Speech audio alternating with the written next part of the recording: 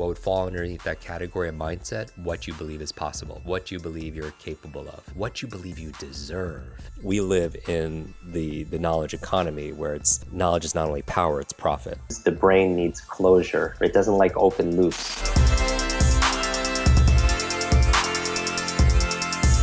Sometimes our inspiration really comes from our desperation. My parents, they immigrated here, typical immigrant story. My dad was 13 at the time. He had lost both his parents very early, and he had to leave his two siblings to move to the States to live with his aunt, who I just called grandma because that's all I knew. Our family lived in the back of a laundromat that my mom worked at, and they had multiple jobs. And so my grandmother was the one that raised me, and she was my caregiver, right? She was my everything. And when I was going through that brain injury at that same time, where the broken brain label and everything, she was suffering and struggling with dementia. And so I would go and bring her food, and she would call me by my brother's name. She would repeat something she just said 30 seconds ago, and just that when you're that age, and that really gets an imprint on you. And it made me, even to this day, I spend an inordinate amount of time with seniors and the elderly at helping them polish off their memories. Also, I love hearing stories because what other people had to go through generations ago. There's so much wisdom that's there, and there's some regret too. When people are at those final stages of their life, you hear these honest answers about how they would have done things differently. So I'm very passionate. We raise money for various funds, Alzheimer's research. The book Limitless is endorsed by the founding director of the Cleveland Clinic for Center of Brain Health, where I train their caregivers and their patients and their doctors and the researchers, by Dr. Rudy Tanzi, who's one of the top Alzheimer's researchers in the world at Harvard University. But those institutions. There's exciting progress being made. Yeah.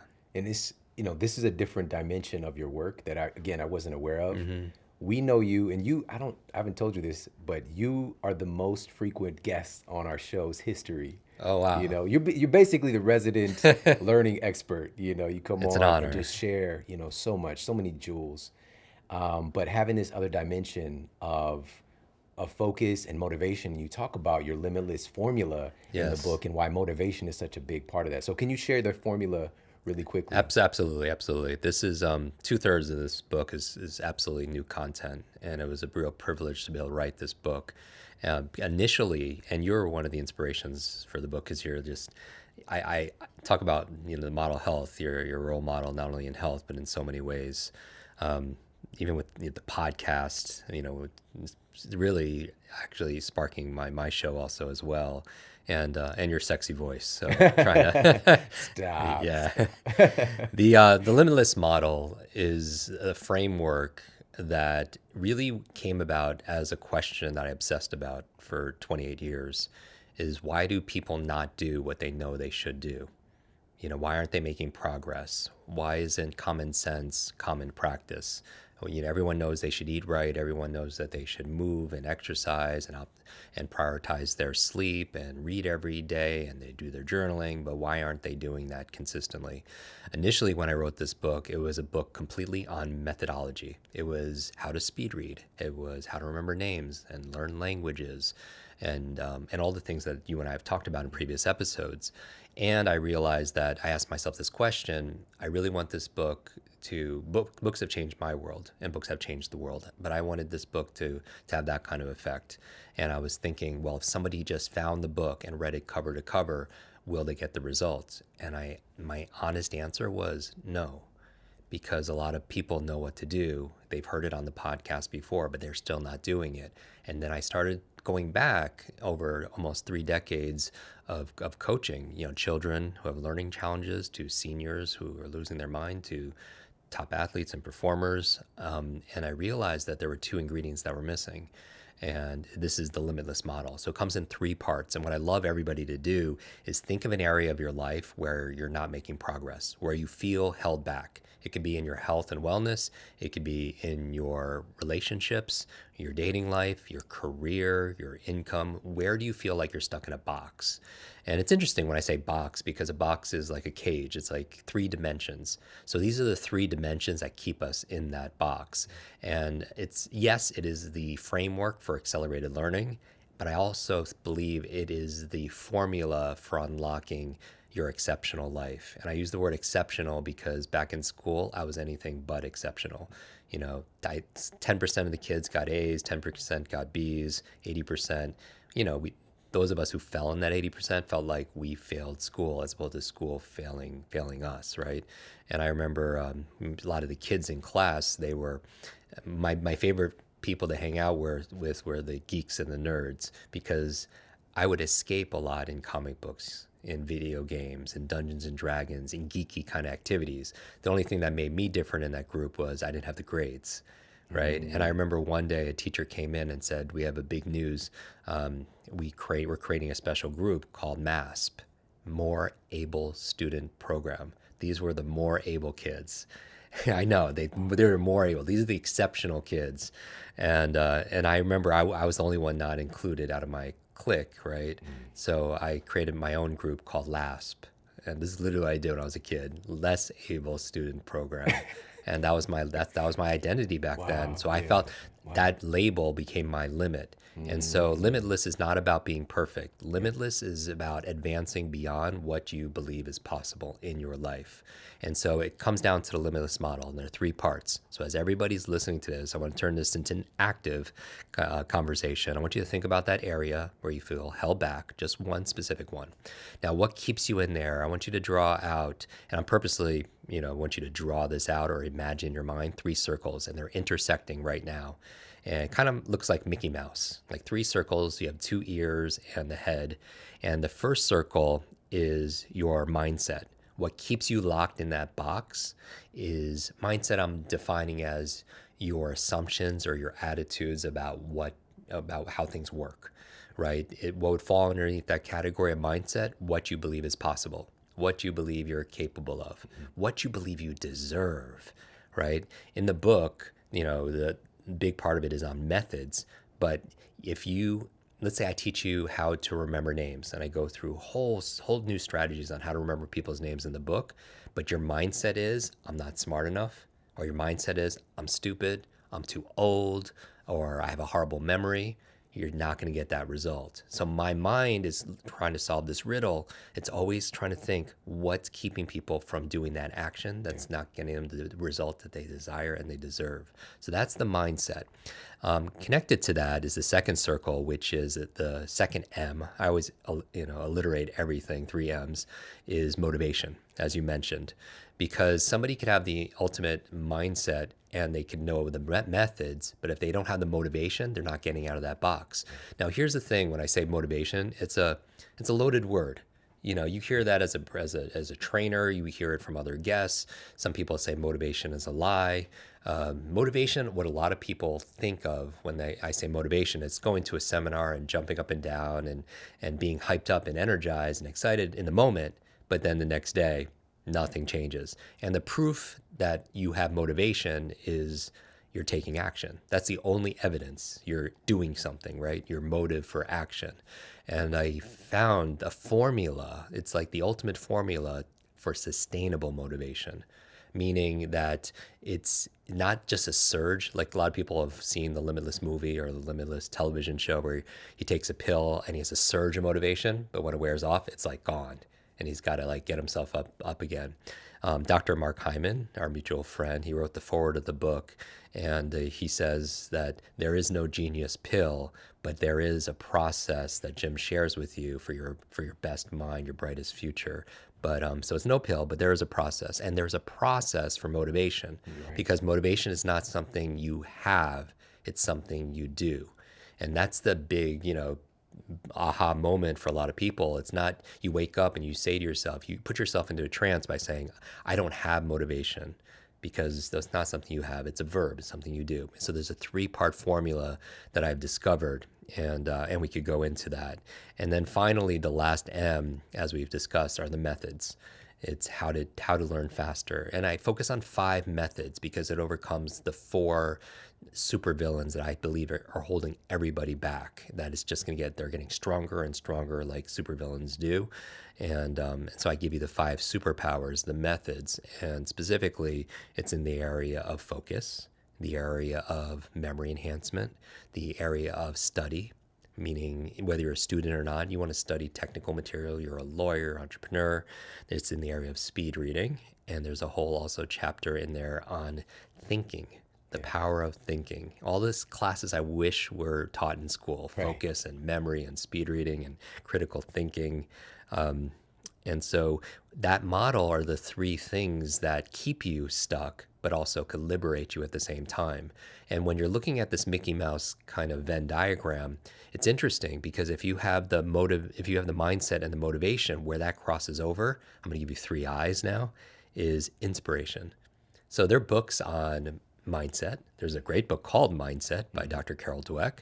There are books just on motivation, right? And where they cross over, you have inspiration, right? They're inspirational books, they're inspirational speakers, they're inspirational posts on Instagram. But that alone won't get you the result. Where mindset crosses over with methods, you have something called ideation. Ideation, meaning you have the right mindset, everything is possible, and you know what to do, but you're just ideating it. You're just thinking about it, or you're not actually doing it. And then finally, where motivation crosses over with methods, you have the 3rd I, which is implementation, which is powerful, right? You're motivated and you know what to do, but why are you still stuck in that box? You lack the right limitless mindset, because you're only going to be able to accomplish what you believe is possible and what you believe you deserve. So the book takes people through a process, what I call unlimiting. Unlimiting is a word I coined years ago, which unlimited is one thing, but it feels static. Unlimiting is the process of removing these limits that hold us back. And the book really is about redrawing the borders and boundaries of what we believe we could learn and how we believe we could live. Yeah. You know, I was pleasantly surprised how good this book is. And I know this is messed up. Just hear me out. Okay. You've read more books than 10 I've read a lot of people books that I know that read a ton of books combined. I know. But all the things that I've learned from you over the years, I've been to your events. Yes, you've spoken at my events. I've spoken at your events. We've had conversations. All the tools that I've learned from you, I learned so much more in this book, and I just couldn't believe it. Like once I started in on page 1, because I was going to jump around a little bit, go and find, but I felt compelled and like pulled into the book. Yeah. And that formula, though, putting those 3 things together in such a genius way, of course, it just really opened up a new door in my mind. And I think other people are going to experience the same thing because, like you said, motivation it's an interesting thing, but how do we do it? Like, Right. What does that mean? And you actually give strategies and things to implement throughout the entire book. Yeah. And it's just such a refreshing, powerful entity that you've created. Thank you. So, Thank yeah, you. it's My totally teachers, I'm going to send that to my teachers back in grade school because my teachers would have been surprised. It took me an extra few years to learn how to read after my brain injury when I was in kindergarten. So my teachers would have been surprised I finished reading a book, much less wrote a book. Wrote a book, Yeah. and it's so good. It's so good.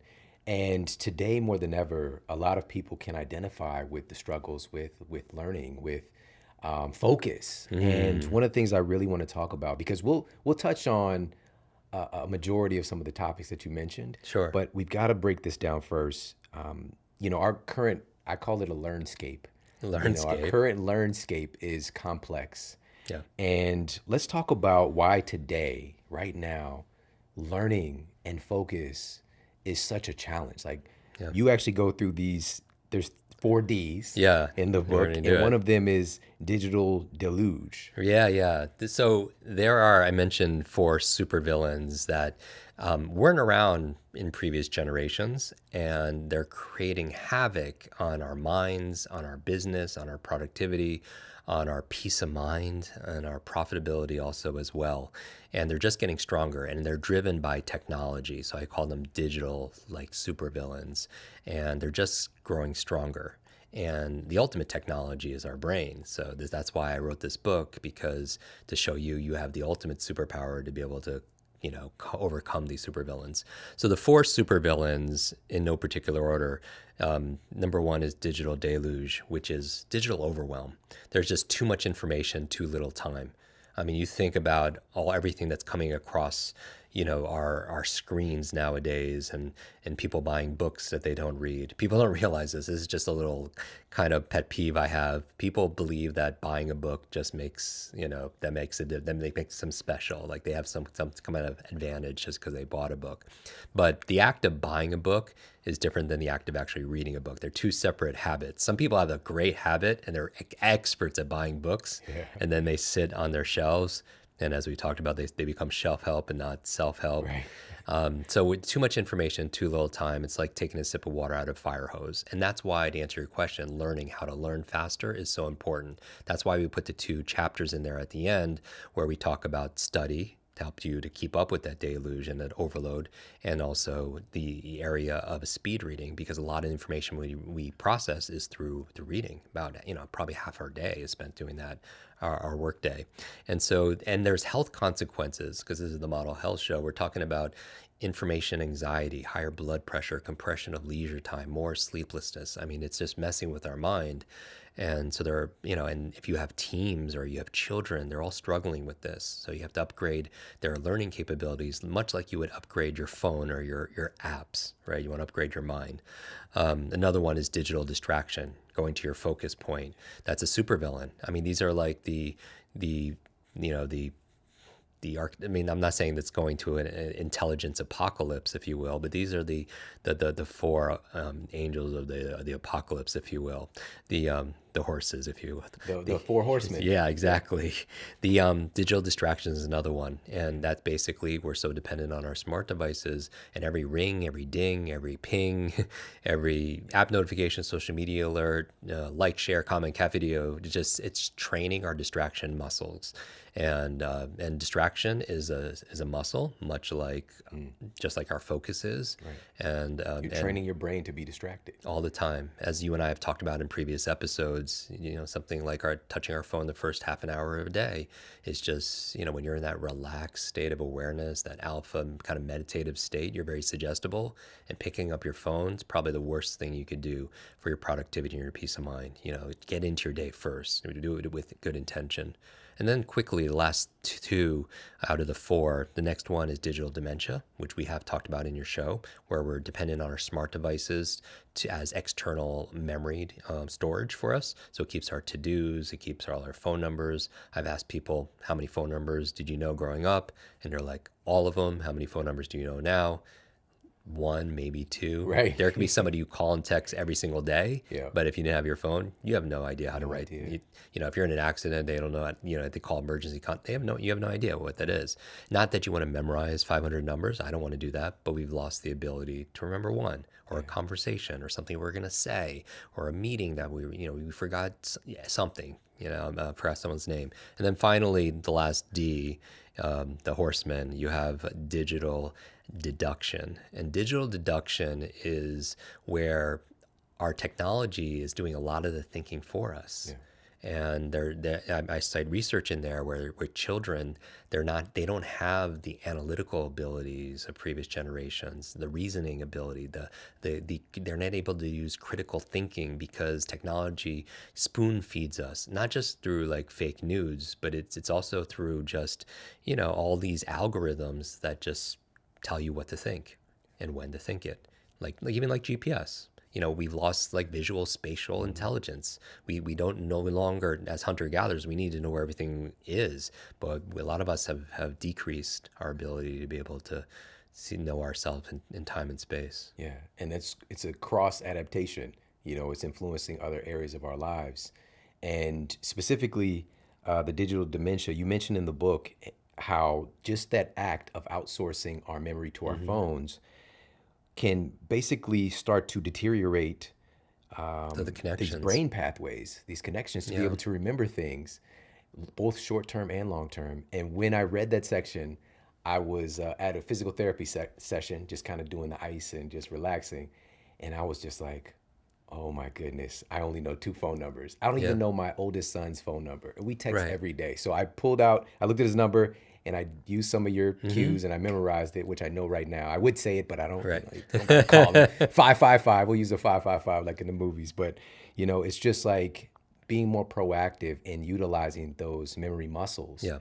because we've outsourced so much. Just like physical muscles Yeah. is, when you're training somebody, and it's interesting, your Instagrams, your stories always come up first, like on my feed, like that, because I get a lot of inspiration. But when you're working out, if you're not, it's not like we demystify in the mindset area a bunch of lies that we're either told or we assume incorrectly, and one of them is that we use only 10% of our brain, right? And we know research suggests that we use all of our brain, just like we use all of our body, right? Everyone uses our body, but some people use it much more efficiently, and because they're more fit and they've exercised it than other people. So if we were going to take a hike up Runyon Canyon, it would be very of ease of somebody who's physically fit, but somebody who's using as much of their body, they're just haven't been trained, right? And that's a lot. That's the metaphor I use for our brain, and the reason why I focus on brain is because it's in our society today, in a fast-paced digital age, we're not paid for our brute strength. It's our brain strength, right? It's not our muscle power. It's our mind power. The reason why I always wear these brain shirts, we were talking about it before we started to shoot, is because what you see, you take care of. Yeah. You see your skin, you take care of your skin. You see your hair, you style your hair. You see your clothes, you take care of your clothes. But you don't see the most important thing, which controls everything, which is your brain, right? So I always have it on my shirt. I always point to my brain in photographs, because I'm like, take care of this. Love your brain, and prioritize that. Yeah, yeah. And speaking of loving your brain, you mentioned in the section on digital distraction how task switching, right, multitasking, literally Utilizes just burns through our brain fuel. glucose, our Yeah. brain fuel so quickly and creates just more kind of mental fatigue, right? Yes, yes. Jumping We around. cite a number of studies in the book, basically saying that when people are multitasking, what they really are doing, as you know, is task switching. They're going from one task to another. And not only does it waste time, it could take anywhere from a few minutes to 20 minutes to regain your focus, and your flow. We did a whole chapter on flow states in the area of motivation, but it also burns an immense amount of energy and glucose. And so I would focus, and people want to, and one of the reasons why you can't focus, though, is because we're always multitasking, and those devices. And again, I'm not anti-technology. Technology allows us to reach, right now in this conversation, a global audience. It's amazing. It allows you to inspire, to be able to connect. And yet, we are supposed to be using technology as a tool, but when technology uses us, who becomes the tool? I'm just saying, add mindfulness, add some consciousness, in terms of just don't pick up the phone out of habit or out of boredom, right? Then it's using us. Yeah. Nobody wants to be a tool. So, We should make that a shirt. in order for us to really elevate beyond these kind of, four digital dictators, Yeah. I think it's important as a starting point for us to revisit your faster method. Yeah. I think it's super powerful if people really get these pieces.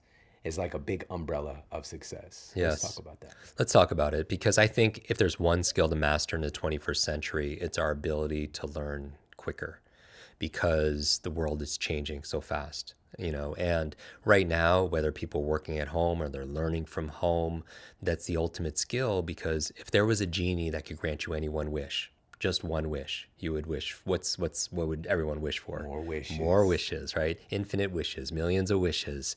And now if I was your learning genie and I could help you learn master any one skill or any one subject, what would the equivalent be of asking for, more wishes or infinite wishes? It would be learning how to learn, because then if you could learn how to learn, you could grant your own wishes. You could apply that towards anything: Mandarin, martial arts, music, management, you know, marketing. Anything gets easier after that. And so the faster method I open up in the book, where I actually show people how to read this book. And I take people on the journey, right? Like when people enter it, it's that hero's journey where I challenge them to take the call to adventure, right? Take the blue pill or take the red pill. And we use the metaphor of, you know, I literally mapped it out, and there's a graphic in the hardcover book of the hero's journey mapped out with the table of contents. And of course, I'm referring to Joseph Campbell's work. And so you're going through there, you go through some trials and challenges, you find a mentor who teaches you some skills, you know, you find your Yoda or you find your Miyagi, you know, and then, Morpheus. right, exactly. And then you come back, and then you have that elixir, that treasure, and then you go back into the world and do some amazing things with it by helping other people. But going through the faster method, I teach you how to learn anything faster. So this book will actually help you learn every other book after it. So really quick, it's an acronym. The F stands for forget. And you're like, Jim, you're the memory guy. I've seen you on video memorize all these people's names and numbers and words and everything. But I would quickly remind you that if you want to learn something faster, forget temporarily what you already know. You know what I mean? Yeah. You have to have that Zen beginner's mind. And that means you're a sponge and you just start absorbing information, because what keeps us from learning faster is this idea we already know it. And so many people will come to you, and I'm sure you've had this conversation because you meet so many experts, and they or people who say they're experts, and they say I have 20 years experience in this field. And when you really deconstruct what they know, it feels like they only have 1 year of experience that they just repeated every year. So they have 20 years, they repeated it. And so because they're stuck in their own epistemology and what they think about something. And you have to have an open mind. It's cheesy, like any cliche, but it's true. Your mind is like a parachute. It only works when it's opened, right? So forget what you currently know temporarily so you can learn something new. Because if someone is teachable and they have motivation, they're unstoppable, right? So you have to have that open mind. And temporarily also forget about what's going on in the world, because we talked about distraction. If you want to learn salsa, or you want to learn Spanish, or you want to learn software programming, whatever you're learning, when ideas come in your mind that has nothing to do with the task at hand, just write them down so you don't fight them, so you can forget about them temporarily. But that's really a big part of the mindset. It is. It's like coming into it deciding I already know a thing. Yeah. You've already blocked the ability to absorb and to learn something new. Yeah. You know, and for me, this is a huge, huge one. And it's something that I've really cultivated over the years. Number one, I feel like I'm a student. Everybody can teach me something. Oh, I Even love when that, I was leaving that out, mindset. you know, in the car coming over here, and the kid next door, he said something to me, and it's just like I started to process and learn from what he just said. I love that about It's a you. simple statement, you know. Yeah. And once we think that we've got it all figured out, and I love the quote that you put in here. I'm going to paraphrase a little bit from Mark Twain, that it's not what you don't know that will hurt you. It's what you do know that ain't so. Yeah. Right? And there's so many things, like even now, a year from now, some of the things that we see in clinical research that is a certain way, we're going to disprove it. We're going to find that it's different, or there's a different dimension, or it's not always true in this situation. So keeping ourselves open to learning. I love that you start with that, forget, Yes. and come into the situation with an open mind. Is so powerful. And I think that's what makes you such a great learner and a great also host of this show, because you're present and having that. And I can't tell you how many times, you know, I've seen interviews or I've listened to podcasts where people are talking about something and they drop a gem there, and I'm like, oh, and then the person just goes on, and so the next, you know, and you know what I mean? Yeah. They're not really listening, they're not really open, and I feel like that's where we could always expand. That the best teachers are the best students forever. So I love that. So that's the F, is you forget, and also forget about what's possible temporarily. And going to mindset, this really falls in the area of mindset, meaning that, you know, always have a beginner's mind, that everybody, I love that belief that you have, that everyone can teach you something. Everybody, everyone in some way is your superior. They have different life conditions, and children. You learn from just watching. It's amazing. So you can learn from everybody. You could watch somebody who's speaking on stage, and they could be the most boring speaker ever, and everyone's falling asleep. And I could be learning from them. Like, wow, now I know the formula for putting everyone to sleep. That's so fascinating. They're so good at it. Yeah, it's incredible. How do they do that? And get really curious. So that's the F in faster. The A stands for you need to act.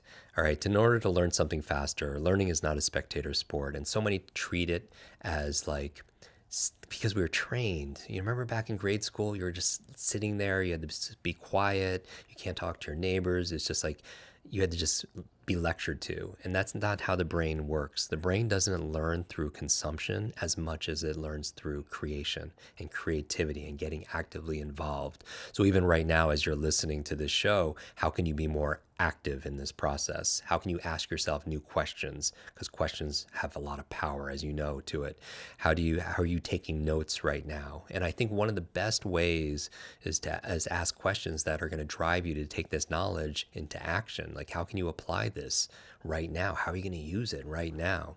So that's the A's. You want to be active, and you can't expect a teacher or a coach, a choreographer or a dance instructor or anybody to do it for you. You have to do the work. I love that statement that learning is not a spectator sport. Yeah. Right. And it's just, that's the way that our system is set up for the most part. It's just like you sit there and information is thrown at you. Yeah. And you try and catch some of it. Exactly. And it's the teacher's... If it lands on you, by the way. Yeah, of course. And it's the teacher's, responsibility to do it to you. Right. And that puts you at the effect. And you can never have a powerful, limitless life when you're just reacting to things and hoping they stick. Yeah. So that's the A. So remind everyone to be active.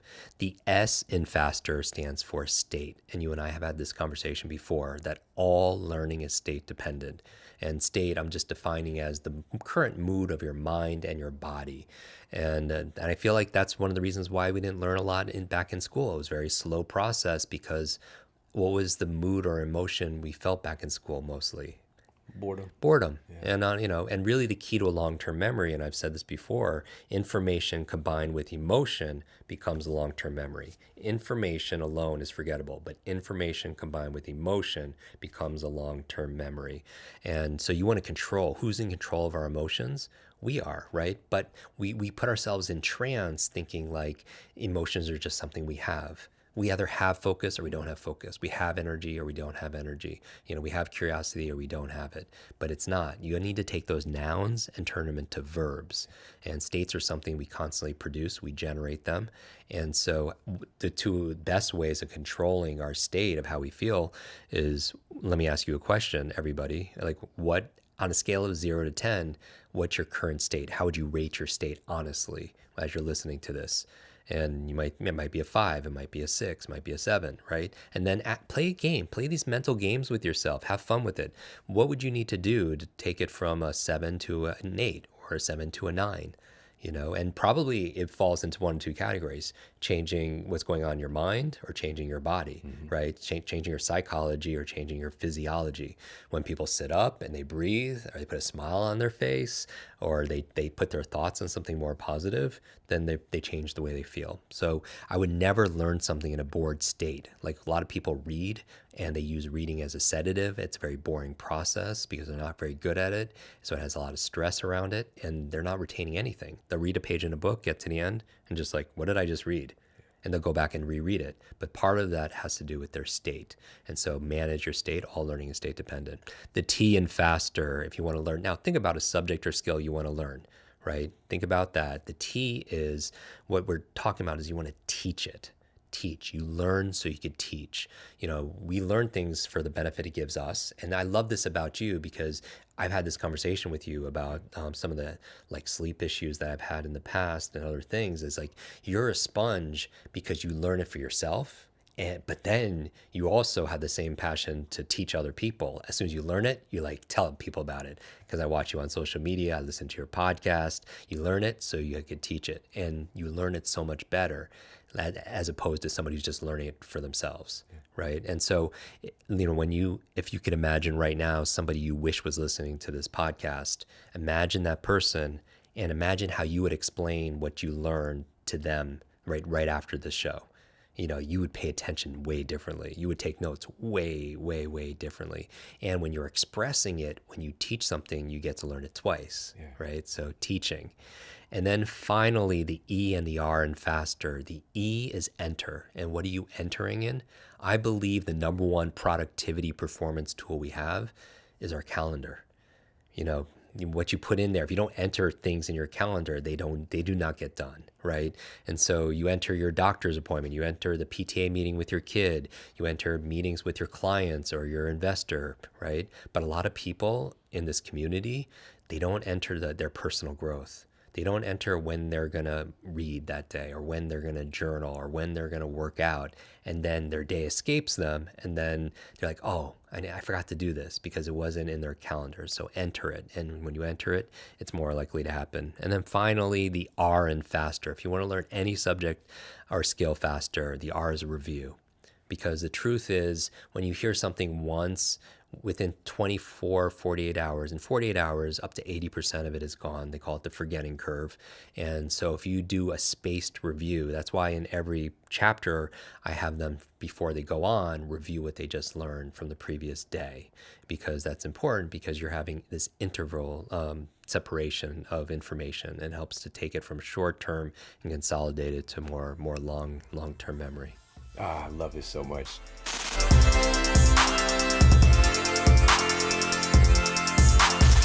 MacGyver is an incredible thinker, right? He has maybe very little resources, and I think a lot of people could identify with that, because it's not everything is equal. We have people have different networks, they have different levels of education, they have different levels of finances and such. But MacGyver took like bubble gum and some duct tape, right? Made a parachute. Exactly. And one of his superpowers is the ability to think. Right. And I know we've talked about speed reading and focus and memory in the past, and you and I were kind of geeking out about critical thinking. Our life right now is a reflection of our thinking, because how we think determines what we focus on. It determines how we feel. It determines what we do. And so really the sum of our thinking really reflects our day-to-day life, in our relationships, in our health, in our habits, in our career. I always thought it was interesting, back in school, they teach you more what to think, but not how to think. Right. And I think that's one of the big challenges in a world where everything is being outsourced overseas, jobs, right? Or it's being automated.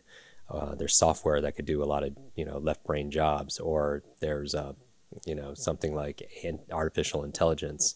What do we have as human beings? What makes us human and makes us valuable in life, in the workplace? And I think it's our ability to think, our ability to solve problems, our ability to make really good decisions.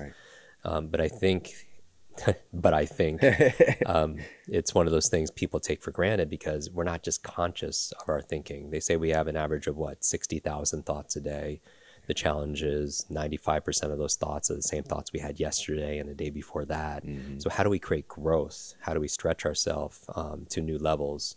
And so I love this, because I feel like you make one little distinction in the way you think differently. And there's a Oliver Wendell Holmes quote that says, a man's mind, once stretched by a new idea, never regains its original dimensions. And so I want people to be able to think in a way that makes them more productive, allows them to perform better, allows them also greater peace of mind. Because in this world we've had this conversation in past episodes about digital distraction and digital depression and digital overload. It's weighing on people's health.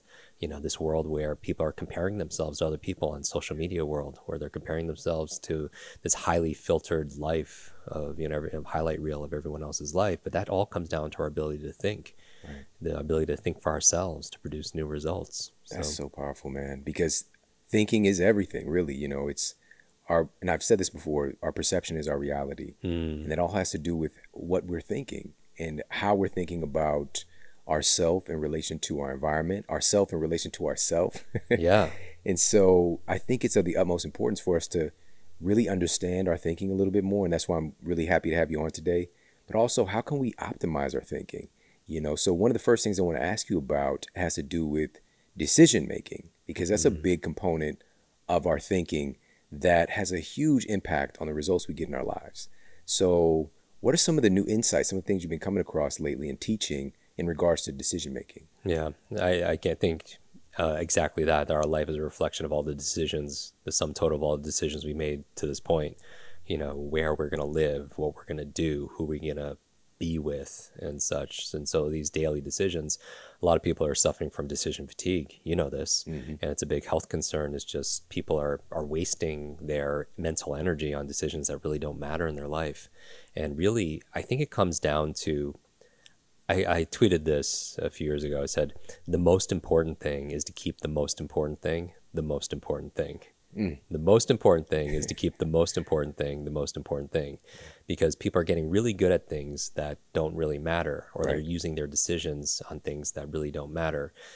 We've had this conversation in the past about some leaders who are wearing the same outfit pretty much every day because they don't want to waste one of their good decisions. They buy 10 of those shirts so they don't have to think about, or meal prep, and they don't want to be able to waste that. But I did a podcast recently and I called it How to Work Smart versus Working Hard. And everyone always says, yes, of course I want to work smarter and not harder.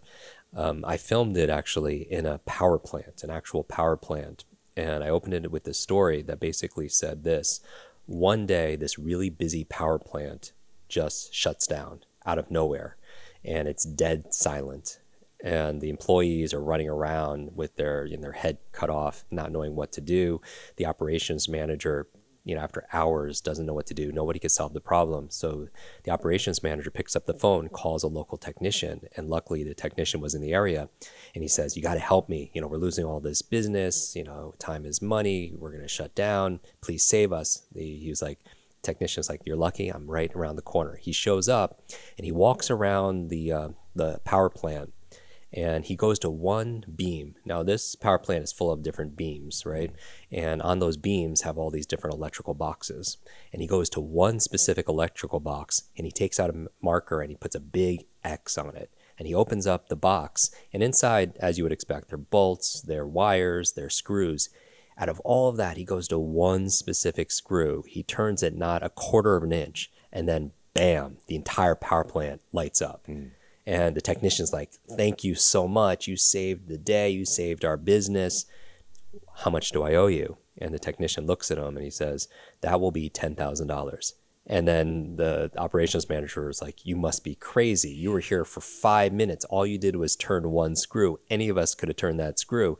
He's like, "Give me an itemized bill." And he's like, "No problem." Technician reaches in his back pocket, takes out his notebook, scribbles on it for a second, tears out the page, gives it to the operations manager. The operations manager looks at it and says, "I understand." He goes to his desk, takes out his checkbook, writes a check for $10,000, hands it to the man.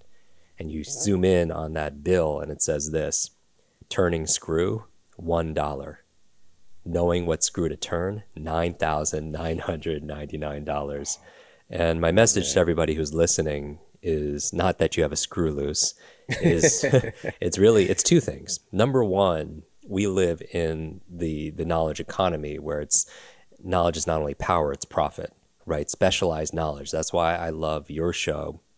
And I learned so much because it's not just the have and the have-nots. It's those who know and those who don't know, right? And those who know wellness and optimization and human performance, and those who just don't know better.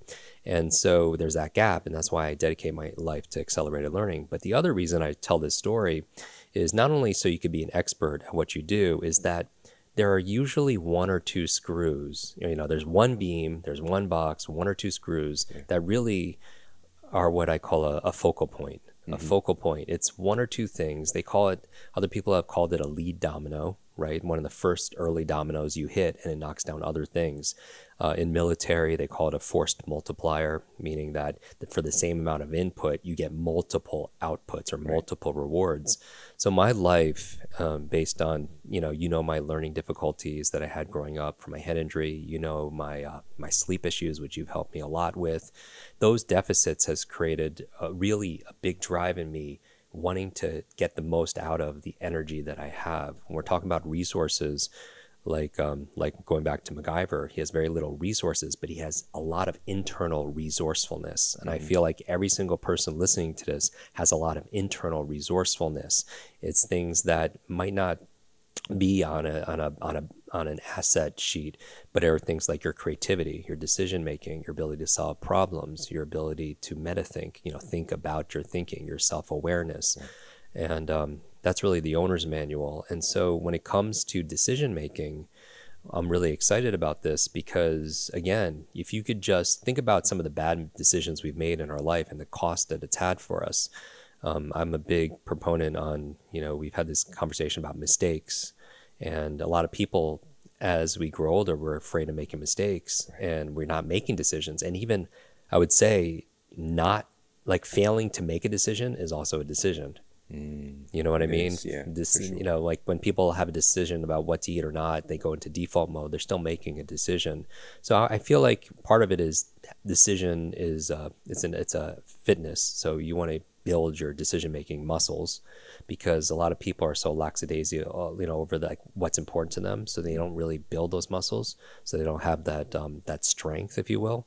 But then there's also strategies besides fitness, just like in past episodes, we've talked about memory fitness, and how even if you don't use a strategy like on how to remember names, you could still remember names because your brain is fitter, it's stronger, it's more energized, it's stronger, just like your physical muscles.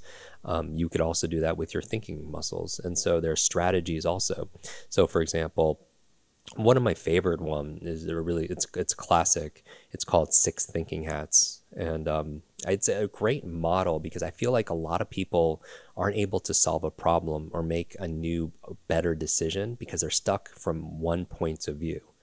Do you know what I mean? Yeah. It's like you wonder why somebody maybe dates the same person, or they make the same mistake financially in a business. They hire the same people, or maybe they do the same problem with their diet. And they always fall into the same pattern. It's because we never really get out of our own way and see things from another point of view.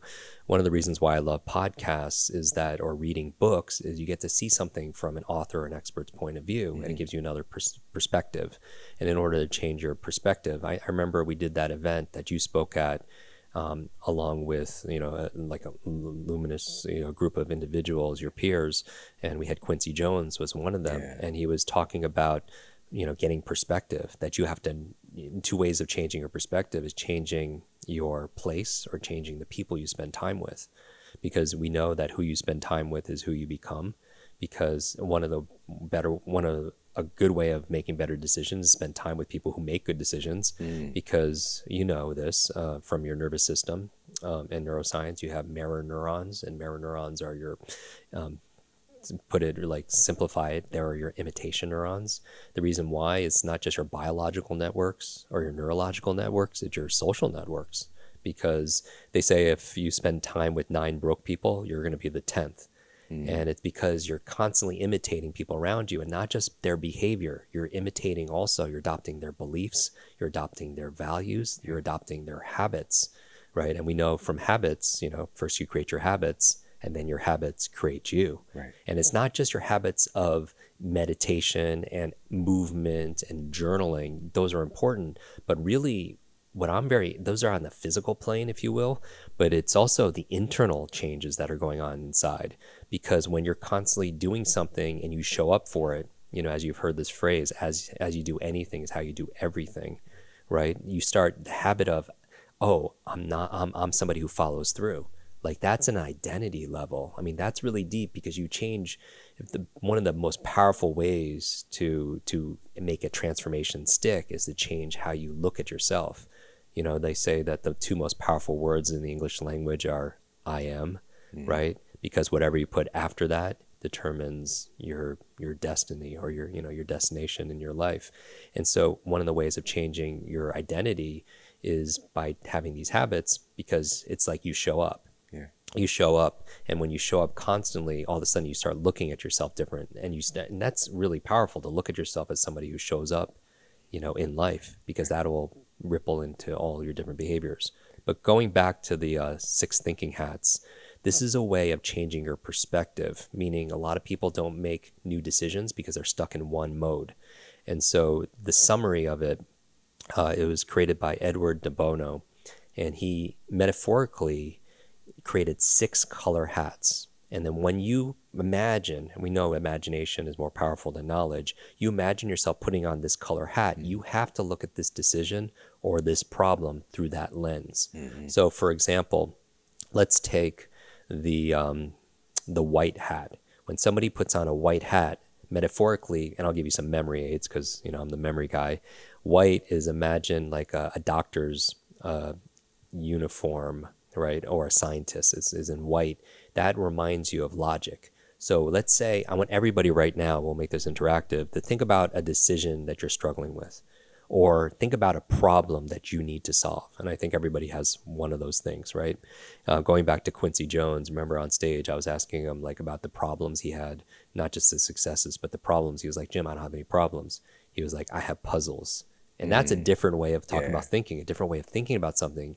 Because for me, when I think about problems, I'm like, oh, something I have to deal with. And I don't know if I'm going to be able to handle this. But puzzles like fun. Yeah. Puzzles have a solution. So it's a different way of thinking because the words change the way we think also. But going back to this, when you you think about a problem or decision you have right now, you imagine yourself putting on the white hat and actually physically like grab something in front of you and put it on so you have your kinesthetic, your muscles in it. And you have to look at the problem or the decision just based on facts and logic. All right. So that's the only way. And that's great for individuals because some people they're not used to doing it. But when they have that hat on, it forces you to look through that perspective. Right. To be honest with yourself. And exactly. I think a lot of times we're lying to ourselves on how complicated or difficult it might be. Right. And so actually using logic can really help to get rid of some so that's of the like mystery. that's like your Spock hat, for people who follow Star Trek. You have to look at the issue completely logically and more science-based. Now, another color hat. Data. Shout out to Data. Yeah, there you go. Next generation. By the way, that guy was born to play that role. Oh my God, Brent. Oh yeah, completely. So you have to look at it analytically, and even if you don't feel like that's you play it, make it a game. And we've said this. You and I have said this before, that it's not that you stopped playing because you grew older. You grew older because you stopped playing. Yeah. And so this is a thinking exercise, a thought experiment, if you will, because this is an episode all about maximizing your thinking. That's what Einstein used to do. Yeah. Einstein used to do these, what he called thought experiments, these imagination experiments. And this is what we're doing right now. So you put on the white hat, and then you have to look at it through logic. You take off the white hat. Now I want you to put on the red hat. So imagine yourself reaching out in front of you, putting on the red hat, and the red hat represents, as a mnemonic device, red is emotion, red is heart. So I want you to think about now, how does this make you feel? So this gives you permission, because some people look at everything logically, but they don't go with their feelings, right? And that we know that's a superpower also as well. Absolutely. So think about this problem that you have. Maybe it's somebody you need to hire. Maybe it's somebody in a relationship, whether or not you want to enter a relationship, or maybe exit a relationship. Maybe it's something having to do with your health. Think about it now from an emotional standpoint. So you're wearing the red hat. And by the way, some folks ignore that part. Exactly. They're just more bent on logic. You're right. And not being honest about, how do I feel about this? Or even just asking ourselves, how do I feel about this situation? Exactly. And then when we're talking about being a better thinker, this gives you more perspective. This gives you a spectrum, or a rainbow, if you will, points of view. So you can see something. We've heard of the elephant, right? Where there's an elephant there, and you have these blind monks, and they're reaching out, and they can't see, but they just feel. And one of them's feeling like the tail and thinks the elephant is a snake. And one of them is feeling like the leg of the elephant thinks it's a tree, right? Everyone sees different parts or feels different parts, but they don't see the whole. And through this exercise, you get to see it from these different points of views. So what are other different color hats? Take off the red hat, and now what you're going to do is you're going to put on the black hat. So you put on the black hat. Now, a mnemonic device, the black hat is the critic. All right, so what I want you to think about for a memory aid from your memory coach is imagine a judge in black robes, right? That's the one that's going to judge, right? So now I want you to look at this and think about what could go wrong here. You can meta yourself and be the critic here, give yourself, but some people live with the black hat and they're just critical about everything. Right. You know what I mean? But it makes sense because that's how they were raised, through and it can nurture. Be valuable. Exactly. And it could save you from making mistakes and everything, but you don't see the whole picture. And so the black hat, when you put that on, look at this problem or this decision and think about it like, what could go wrong here? And that, think about your plan B and such. any negative consequences. Take off the black hat, and now what you're going to do is you're going to put on the yellow hat. Now the yellow hat is the opposite of the black hat. Yellow is like the sun. It's opportunity. So what could go right here? So that's the more of the, if the black is more the critic, the yellow is more the opportunistic, like more of the this is like what are the benefits that could come out of making a decision? Scenario, exactly. the And outcome you want. now some people live with the yellow hat, like a lot of entrepreneurs do this, and they just look at, the rosy side of everything, and they only see that, and then they wonder why, they don't look at the risk, they don't look at the threats, they don't look at the weaknesses or the competition or anything that could go wrong. They just move towards anything that's pleasurable, and that's not necessarily good either. So we went through this. We go through the red, we went through the white, we went through the red, we went through the black, and then the yellow. The green hat is the growth hat. So this is where you need to make a decision or solve a problem. And when you put on the green hat, green is like growth. It's like plant life. It's like growing grass, right? And so this is where you're thinking out of the box. This is the hat you wear, where it's like, what could be an out of the box, new, something we're not even thinking about solution to this whole thing, a different way of looking at it. So green is growth. And then finally, the last hat is the blue hat. And I say the blue for last because the blue is kind of like the manager of all the other hats. It listens to all the other perspectives. The one with the black hat, the white hat, the yellow hat, the red hat, the green hat. And blue is like the sky. It oversees everything else. And so it listens to everything, and then it makes the decision because it heard all the different points of view, could weigh it from different perspectives, and then that's your answer, if you will. And so this is kind of a fun strategy, and I would really encourage everyone who's listening, not just, this, knowledge is not power. We've talked about this. All the podcasts and the online programs and the coaching and the seminars, they don't work unless you work. So what I would challenge everybody who's listening to do is maybe take a screenshot of this episode, post it, tag both of us, and share with us a decision that you applied this to, because then you really get to feel it and see how it works in your life. But I've been sharing this for about 20 years. And again, I didn't create this actual model. It's Edward de Bono. But I've heard so many great testimonials from people and great, amazing stories about their relationship, about their health, about big decisions they had to make, about where they're going to live and their career. And it makes sense, right? Absolutely. So you're not stuck in one point of view. Exactly. That's exactly what I was going to say, because we tend to get stuck in our way of thinking. And we have access to so many different ways of thinking, like inherently in us. Right. And so it's just first of all, just giving permission, like you just did, to think differently. And here's how you do it, put on this hat and look at this situation. And so for myself personally, I just want to share this.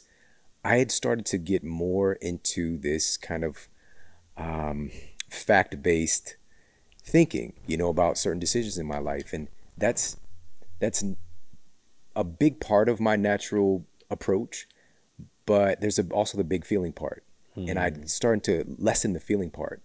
And so I was going on more of things of, these are things that I should do, logically speaking. Right.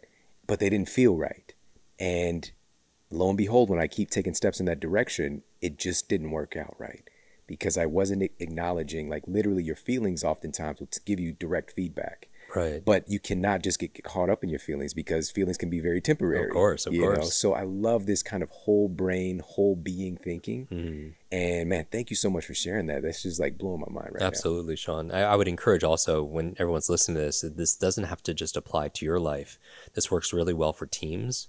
So let's say, your business, let's say you're a small business entrepreneur, you have a small group of 5 individuals on your team, and you're facing something that's an issue in your industry or something internally, like, should you do this product, or should you, stop doing this show, or whatever you need to do is get everybody in a room and then take turns wearing these different hats. This is also great for parents to teach their children at an early age, because it builds empathy. It allows you to, even if I've had parents actually make out of, different color pieces of paper, like these actual hats, and they'll take their children through these exercises. Yeah. Children will have a question about school, they'll have a question about, going to some, whatever their decision is, and then you could play with this with them also as well. So Love it's that. not just your own benefit. You could do this with your team, your family, and more. This is something super valuable for ourselves to practice, but also to teach and instill in other folks this concept of divergent thinking and being able to really, quote, think outside of the box and just look at things from all these different perspectives. It's so interesting how many creative solutions there are to the same problem. But when we're in it, we can think that there's this problem and I don't know how to solve it.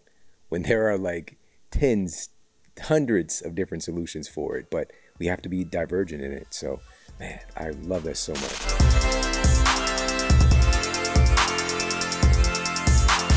I'm actually right now at Harvard University, and I've done these programs helping people to study more efficiently, and whether it's high school students or college students or graduate students, or maybe you're just a student of life. I mean, I think all of us you have to continue our education, right? Learning doesn't stop when we finish school. It just, that's our starting off point, if you will.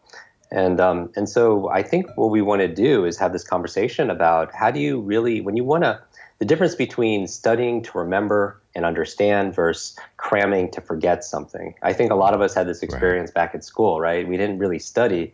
We just cram. That's the idea here. We don't study for 5 weeks, but for 15 hours the day before, it's just like nobody could talk to you, the focus. You pull these all-nighters, which is horrible when you don't sleep, because that sleep and memory go hand in hand. We know that. And then the next morning, nobody could talk to you, at breakfast, and you can't wait to take the test, because once you take the test, it's like it's gone, right? And that's the thing. Unload on the paper. Exactly. And people know there's a learning curve, but there's also a forgetting curve. And so, whether or not you're a student, I know that if you're listening to this, you're a lifelong learner, and you probably have books that you want to read and blogs that you want to catch up on and podcasts and everything. So how do you really study a new subject? So if you have a subject or a skill, whether it's Mandarin or martial arts or it's marketing or it's music, whatever it happens to be, let's dive into it. What I wanted to tell people is, and this is fresh here, what I'm teaching here in Boston, is this: there's good habits and bad habits, right? I really do believe that we either learned how to learn properly early on, or it's kind of out of default. I don't think that there's such thing as a good or bad memory or good or bad learners. It's just good or bad habits, trained or not trained. And that's really what it's all about. But I noticed some people make mistakes. So I just wanted to talk about a few mistakes people are making when they go to learn something or to study it, and then maybe a few hacks to be able to get over those mistakes. One of the big ones, and you know this, because you and I have talked about this. What I love about your show is it's kind of like how you and I hang out. We get a juice, and if we just record our conversation, it's pretty much like that's how you are. You know what I mean? It's how you are behind Shawn, another one. Exactly. So how do you study smart and not just hard? How do you do it? So I would say there's a few things that you want to stop right away. Some of this is going to be common sense. But as we've discussed in the past, common sense is not always common practice. And I really think for people really wanting to make the rest of this year and years coming up, they really want to simplify. Because if we can't simplify, if we make it too complex, it becomes insurmountable and we don't do anything. So simple things that you could do. Stop. First of all, I want to encourage people as a reminder to stop multitasking. And we'll get a lot of slack from that. Just like when I tell people not to touch their phone, the first hour of the day, it's hard because it's something that our brains are getting rewired for things, right? And you and I have talked a lot about superheroes and having superpowers, and you keynoted one of our superhero brain events. But I think there are supervillains right now. I think there are 3 big supervillains that are attacking us. And so it's the 3 I talk about is the digital ones. First of all, digital overload, which you mentioned. It's too much to learn, too little time. Like taking a sip of water out of a fire hose. How do you keep up with it all? And so we're going to talk about that in this episode on how to study it properly so you can retain it and really master it. The second one is digital distraction. Right. Our brains, this, they're getting rewired to just be distracted, to wander all the time. And it seems like part of it is like these smart devices that you mentioned in the intro. it's rewiring our brains. And it's a challenge because if the first thing in the morning, when you're in that very impressionable state, that alpha, theta state in the morning, a relaxed state of awareness, picking up your phone the first thing is training yourself to be distracted. Yes, exactly. And like you studied like decision fatigue and how we can only make a certain amount of good decisions a day, but a lot of people are suffering from just brain fatigue. Right. And part of what's fatiguing people is just going on their phones and getting all these dopamine hits, and every time they get a like and a comment and a share and everything. And if that's the first thing that you're giving your mind in the morning, it's training itself just to be everywhere. And the other thing, the problem with picking up the phone, besides training distraction, is training you to be reactive, which is not what superheroes want to do, right? The first thing in the morning, they don't want to train themselves to just react to everything that's going on, all the fires that we have to fight, and everything that everyone that needs something from us. It's better to be more proactive.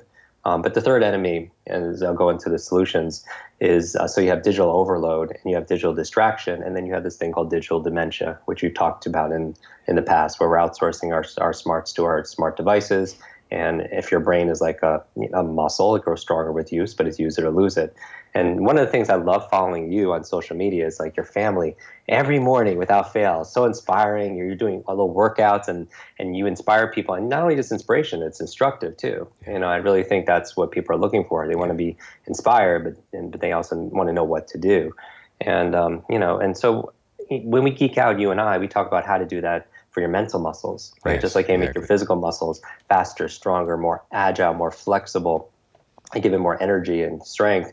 You want your mental muscles to be more agile, more focused, sharper, faster, more energized, and stronger, obviously, as well. But we're not getting that same exercise because we're so reliant on technology to be able to tell us everything, what to do today, and how to, where directions, and just everything. Oh man, I tried to do some basic calculations the other day. Yeah, man, it was hard. And I was like, I'm not going to use my phone. I use my phone. But even and that's that the little thing. app. It's tough. This basic algebra is difficult. And here's the thing. It's not that I think we all admit, we want technology because it's very convenient. But as long as it doesn't cripple us at the same time, right? You see all these movies in the future or animations in the future where everyone's sitting in their pod and being they have their digital device and they're all hooked up to that. It's just moving around. They're not exercising. They're all overweight and all this stuff. What was that movie with the little robot? Which one's that one? Where the entire future was like people were just so overweight. Wall-E. It was Wall-E. Right. And I think he had a little friend who was like, I don't remember her name. And it's Ava or something. And it's not a very pleasant picture of where everyone's going. Very sedentary, not moving, and just kind of not eating the best food as ever. But it's just our minds aren't getting exercise either. New thoughts and new stimulus and new. We need that. The brain is just like a muscle. We've talked about this before, you and I, and also with Dr. Daniel Amen. It's a muscle that is just basically, if you don't use it, you lose it, just like the rest of your muscles.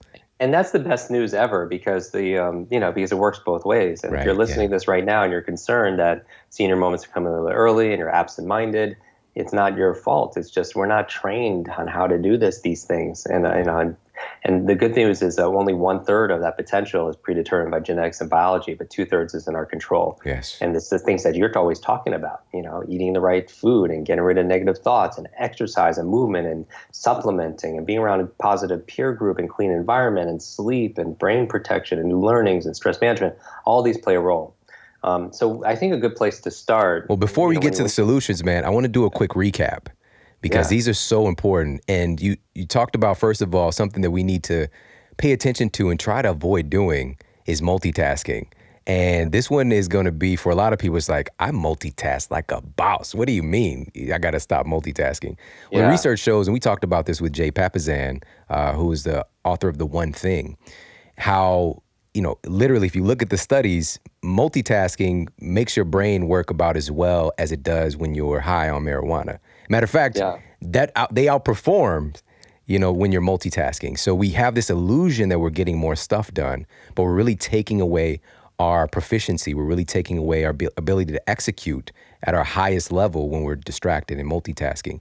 And then you said distractions as well.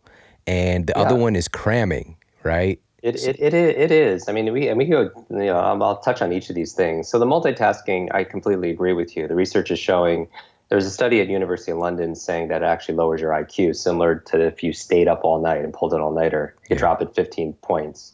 And so the goal here is you could multitask in terms of doing something physical and something mental. You could be on the phone and going for a walk, but two cognitive intensive tasks, it's not possible to be able to do it. And so people are actually, it's taken anywhere from an extra 5 to 20 minutes to regain your focus and your flow. Right. Yep. There's a high level more of errors that's being made if you're trying to multitask.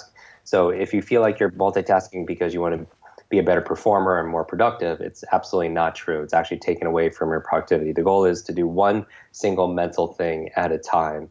Really, multitasking is actually a misnomer. It's the more accurate term is called task switching. Because every time you switch tasks, you have to refocus your energy, and so it takes more time, and there's definitely more mistakes. The second thing that you mentioned is just as we're rewiring our brains for distraction, focus is a muscle, just like your memory is a muscle for you. Creativity is a muscle. It's not something you have; it's something you do. It's like you don't have creativity, you do creativity. You don't have memories, you do a memory. You don't have focus, you do focus. And the good thing about making it a process is you could duplicate it, right? There's a recipe there, and because it's a verb as opposed to just a noun. And so with focus, it's something you could do, but every time, that's the benefit of being mindful, right? I think most of your listeners have some kind of meditation or mindfulness activity that they support every single day. If not, I would highly encourage it, but it's not the 20 minutes or 30 minutes of meditation and getting in that Zen-like state. Certainly that's good to flow through alpha and theta brainwave states and such. And what's even more important, I think, is that every single time you lose your focus and you bring it back in, to a thought or to a mantra or to a point or to a space or to an energy, a gratitude, a feeling, a breath, then you exercise and you build your mental focus, the muscle, your focus muscles. So it's not that you don't lose focus, it's when you bring it back that you get the strength. And so I think one of the things is to be able to set your environment up to win, right? Yeah. So you talked about stop multitasking, also eliminate distractions. I mean, to focus, when you need to study, you got to turn your phone off. I mean, people are picking up Instagram like over 50 times a day, over 50 times. And if that's something that, if you're doing it less, that means somebody's looking at Instagram even more than you are. And there's ways of using technology for your advantage, right? There's self-control apps like Freedom or Focus Me to block out certain websites, like social media, or block out sites that you might visit, when you should be focusing on something else. Right. So that's the other thing is and when I talk about focus, the metaphor that I use is that if you're outside and it's a nice warm day and you have a magnifying glass, you remember when you were kids, you used to burn like leaves and stuff like that? Yeah. When you see the light go through the magnifying glass, it creates a very bright focused point there that is very highly concentrated. And it's interesting that the word bright describes it because we use the word bright to describe really smart, intelligent people, right? Yeah. But maybe they're not smarter, maybe they're just better focused, like that magnifying glass is doing to the light. And so there's a lot of power in being focused, in being so if you want to study better.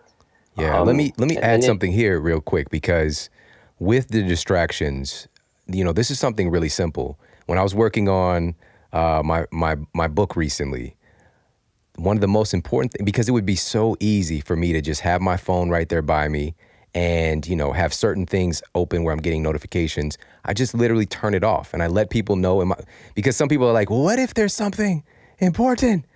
There's like 0.00000000000% chance that something that catastrophic is going to happen. So give yourself the opportunity to actually execute and get this job done so you can hang out with your friends and family and do those things. So I would literally shut my phone off and I'd get it away from me, because even if it's in hands reach, if you just start to get like a little mental lull, you're just like, well, before you know it, you're going to push the button and like check one of your accounts really quickly, So actually having the audacity, like when you want to focus, turn off your notifications. Just do that one step. There are different apps and tools and things like that, but if you simply turn off your notifications, and for me, I don't get notifications from Instagram popping up on my phone. I don't get notifications from Facebook Messenger and those kind of things. I know they're there, and I might not be the best at getting to all the messages that I get, but I'm getting work done so that I can actually be of service and help people in the greatest way. So just a little shout out to everybody, just even doing that one thing. And he mentioned this earlier about dopamine. It's not an easy task because dopamine is very addictive for your system. It's just like you have this draw and desire. It's a neurochemical that makes you seek things. And so then you get the little opioid hit when you're seeking, and it creates this very powerful feedback loop. And so once you try to sit it down and focus on something else, this is why other things are less interesting.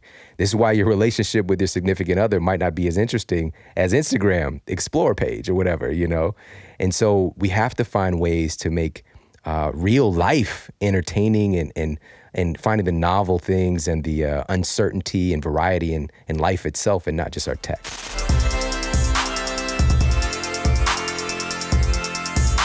Questions are the answer. Yeah. Questions are the answer. Let's talk about this. Okay, so in order to learn any subject or skill faster, you need curiosity, right?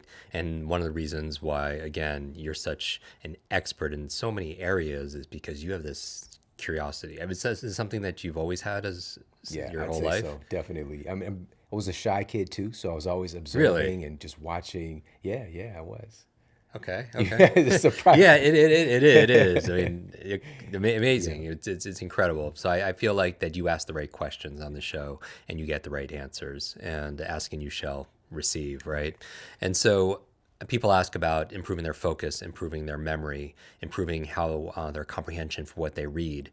And I would say start with the right questions, because we have anywhere from 50 to 70,000 thoughts a day. And a lot of those thoughts come in the form of questions. In fact, in the chapter I do on how to advance your thinking and solve problems and be a better decision maker, which I think is like the gem of like the book, that chapter alone, I feel like it's worth the value of the book, because our life is the sum total of all the questions we've asked to this point, right? And I have a quote in there from a French philosopher that says that life is the sea between the B and the D. Life is the C between the B and the D. And you're thinking, Jim, you're speaking in tongues, you're speaking in code. What's the B? What's the D? I don't get this. Let me give you a hint. The B is birth. So what's the D? Death. And C, which is life, C stands for choice. We right now, our life is a sum total of the choices and decisions we've made up to this point. And part of our decision-making process is on default. Remember that technology is this digital default. We want it done for us, and we haven't developed these thinking skills. But thinking, when you think about it, and I go through various models on how to make good decisions and how to solve problems and how to be a better thinker, because I think school teaches you what to think, but not how to think. They teach you what to learn, but not how to learn. And so when you think about what thinking is this process of asking and answering questions inside our own mind. Right. And if you're asking yourself, is that true? Notice you had to ask a question to think about it, right? So that's positive proof. So a lot of these 50, 60, 70,000 thoughts a day are questions. And I believe that there are some questions you ask more than others. They're dominant questions. Maybe you have 1, 2, or 3 that you ask consciously and unconsciously throughout the day. And the reason why it's important is, we've talked about this, is your brain is primarily a deletion device. Let me say that again. Your brain is primarily a deletion device. It's trying to keep information out, because if it paid attention to everything, you would go insane, right? There's a billion stimuli we could be paying attention to. So what gets through that filter? The things that we care about, the things we're interested in, and things we ask questions about, because we have part of our brain, and we do a whole thing on brain anatomy in the book, because I want you to know how limitless your superpowers really are, and part of your brain called a reticular activating system, RAS, simple to remember. It really determines what you're going to focus on, and it gets activated by your questions. And so as an example, I remember years ago, my sister would send me pictures and photographs, emails with this specific kind of breed of dog. It's a pug dog. They have a pug dog in Men in Black. It's like smushy face, and you could dress them up like ballerinas. They're very compliant, right? But I didn't know. My question was like, why is she sending me all these pictures of pugs? And then I realized that her birthday was coming up. So she's a great Dropping marketer. those Yeah, hints. yeah, exactly. And so she was seeding all those. But I started asking a question about these pugs, and then guess what? I started seeing pugs everywhere. You know, I would go to the grocery store, the health food store, and I would be checking out, and somebody's in front of me is holding a pug dog checking out. I'd be jogging in my neighborhood, and I swear to you, I saw a guy walking 6 pug dogs. And my question for everyone who's listening is, did the pug dogs just magically appear one day? No, of course not. They were always there, but they were not important to me because I wasn't asking the questions. They were part of that billion stimuli I was trying to keep out of my mind that I wasn't paying attention to. Now, here's the thing. What are your questions? What are the questions you're asking all the time that are bringing certain things into your life? You know, and it's like an algorithm. I talk about it in the book where it's like you're programming yourself. It's like when you're going through Instagram or Facebook, everything you like and share. Have you ever noticed like you start like looking, you know, liking a lot of cat videos or whatever, they start feeding you more cat videos, right? But our brains are the same way. If we start looking at, you know, it's this, you know, sometimes it's a scary time. We live in some very, you know, turbulent times, and if you're just if the media is hijacking your amygdala to focus on fear, and you start looking at it all the time, your brain, you just start looking for threats everywhere, and that's all you see, and you delete all everything you'd be grateful for. You delete everything, all the opportunity. You delete, you know, all the magic also in life. I'm not saying don't focus on things that could be threatening at all, but I'm saying, what are you asking questions about that dictate your focus? And so this dominant question, as an example, and we'll get to Will Smith as an example in a moment, is one of the ways of finding your dominant question is just to listen to your own voice. You know, another way is like journaling or meditating, because you see certain themes that come up constantly. And I think self-awareness, that really it's a superpower. This book is a book on self-awareness. It's an owner's manual for your mind and how to be conscious and mindful and put intent in your mindset, put intent in your motivation, put intent in the methods that you're using day to day. And so I took my friend through a process, and we found out her dominant question that she asks all the time is, how do I get people to like me? How do I get people to like me? Now, everyone listening, you don't know her age, you don't know her background, you don't know her job, you don't know what she looks like, her ethnicity, you don't know anything about her, but you know a lot about her. Like if somebody is obsessed with asking the question, how do I get people to like me? What's her life? What's her personality like? It's going to be one that tries to cater to everybody else. Yeah, exactly that. You become that person is going to be a sycophant, right? They're going to be people pleasing all the time. They're going to be martyring themselves. People are going to take advantage of them. Their personality is always going to change depending on who they're spending time with, because they're going to, you know, talk about the same kind of interests and have the same kind of values, right? They have low self-esteem, and you know all that, and you only know one question she asks herself. That's it. And my question for everybody listening is, what's your dominant question? What's the question you're thinking about all the time that's keeping you maybe limited, right? And how can you upgrade those questions to be more limitless? Let me give you an example. When you mentioned Will Smith, I help actors to speed read scripts, memorize their lines, focus better. We've talked about my X-Men story, you know, in a previous episode with you. With Will Smith, I was spending the entire day with him in Toronto, and he was shooting from 6 p.m. to 6 a.m. So Which movie was it? So this was Suicide Squad. Yeah. Yeah. So it was winter time, and it was very cold out. But we found out his dominant question before we went to go shoot is how do I make this moment even more magical? Actually, before it was, how do I make this moment magical? And then we played with it. Like, how can we make that even enhance that? Well, let's make it even more magical because it presumes it's already magical, Yeah. right? And I was like, wow, that's a powerful question. And and later that night, shooting, and everyone thinks that Hollywood is very glamorous, but you know this. It's just, It's a grind. yeah, it is. It's just waiting all the time and just like wait, hurry up to just wait right around. And we're on set, and it's a night shoot, and it's tough. It's like 2 o'clock in the morning. His family from West Philly, you all know the song, is there, and we're outside, and they're not shooting. And I asked him, I was like, how do you get ready? Like, we're waiting here for hours for you to go on camera, and when for the director to bring you back on, how do you get ready? He was like, Jim, I don't have to get ready, I stay ready. I'm like, whoa, it's good to be Will Smith, right? He's about determination. He does the work. And because I believe the life you live are the lessons you teach. The life you live are the lessons you teach others. It's not what you say, it's what you show, right? It's not what you promise, it's what you prove to other people. And so it was interesting because we're all cold out there watching these little monitors of what they're filming, and he starts to bring people blankets, and he starts to make hot chocolate for everybody and bring it to us, and he starts cracking jokes and telling stories. He was living his dominant question of, how do I make this moment even more magical?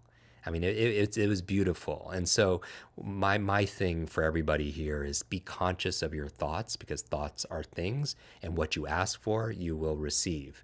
For example, I introduced 3 questions in here that I think everyone should obsess about in order to take knowledge and turn it into real action. One of the 7 lies that I talk about, and I lie when in mindset, I refer to a lie as an acronym. It stands for limited idea entertained.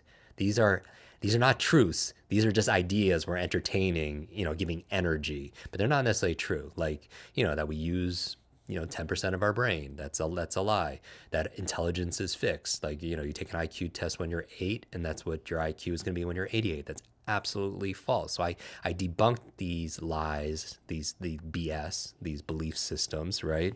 And going back to with Will Smith and asking these questions, it's like, what, again, reminder. And the reason I mention these names is so when next time you watch him on Instagram or watch his next, movie, it reminds you of the lessons, because that's how memory works. Your memory works on reminders. Your memories works on triggers. When you forget something and then somebody says, oh, it starts with a D, and you're like, oh, his name's David. You know what I mean? Or you forget something and then you hear a song, like, oh, I had to pick up that pizza. You know what I mean? It's just that. So that's the reason why we tell these stories.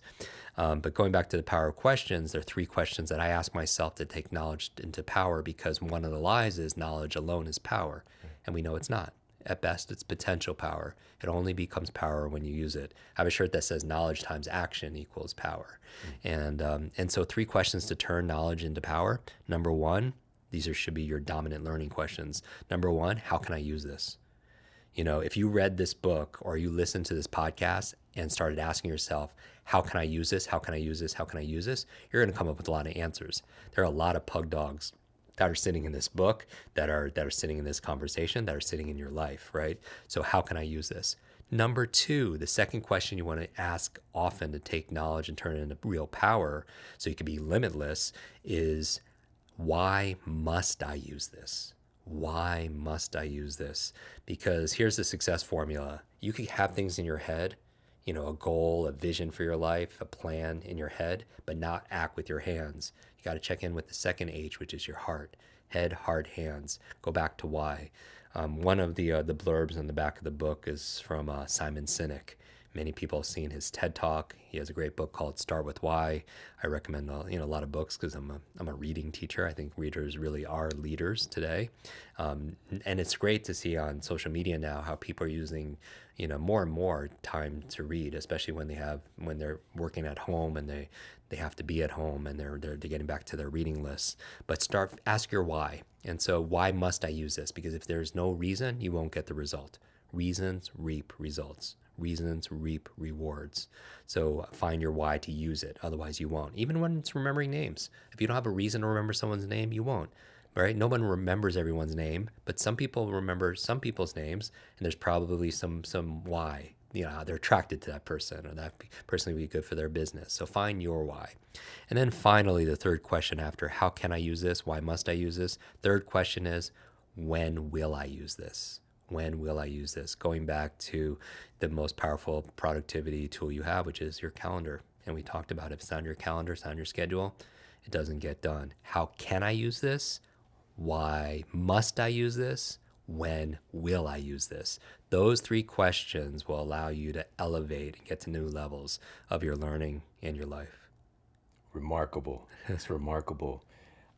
Just to take a quick step back, there's so much to absorb there, and asking those three questions will help us to apply. And I love the fact that you ask these questions throughout the book to Yeah. get us to just contemplate these things, because it could be just in a few sentences that you say, how can I use that? Right. Just immediately start programming yourself to ask these And questions. be more active. Yeah. Also, every chapter I start with three questions because, I do a lot of training. We have a student success program, and it's very popular. We have students in over 195 countries, grade 11 years old to graduate school. And we teach students how to be able to read faster, remember textbooks, be able to pick up facts, figures, foreign languages.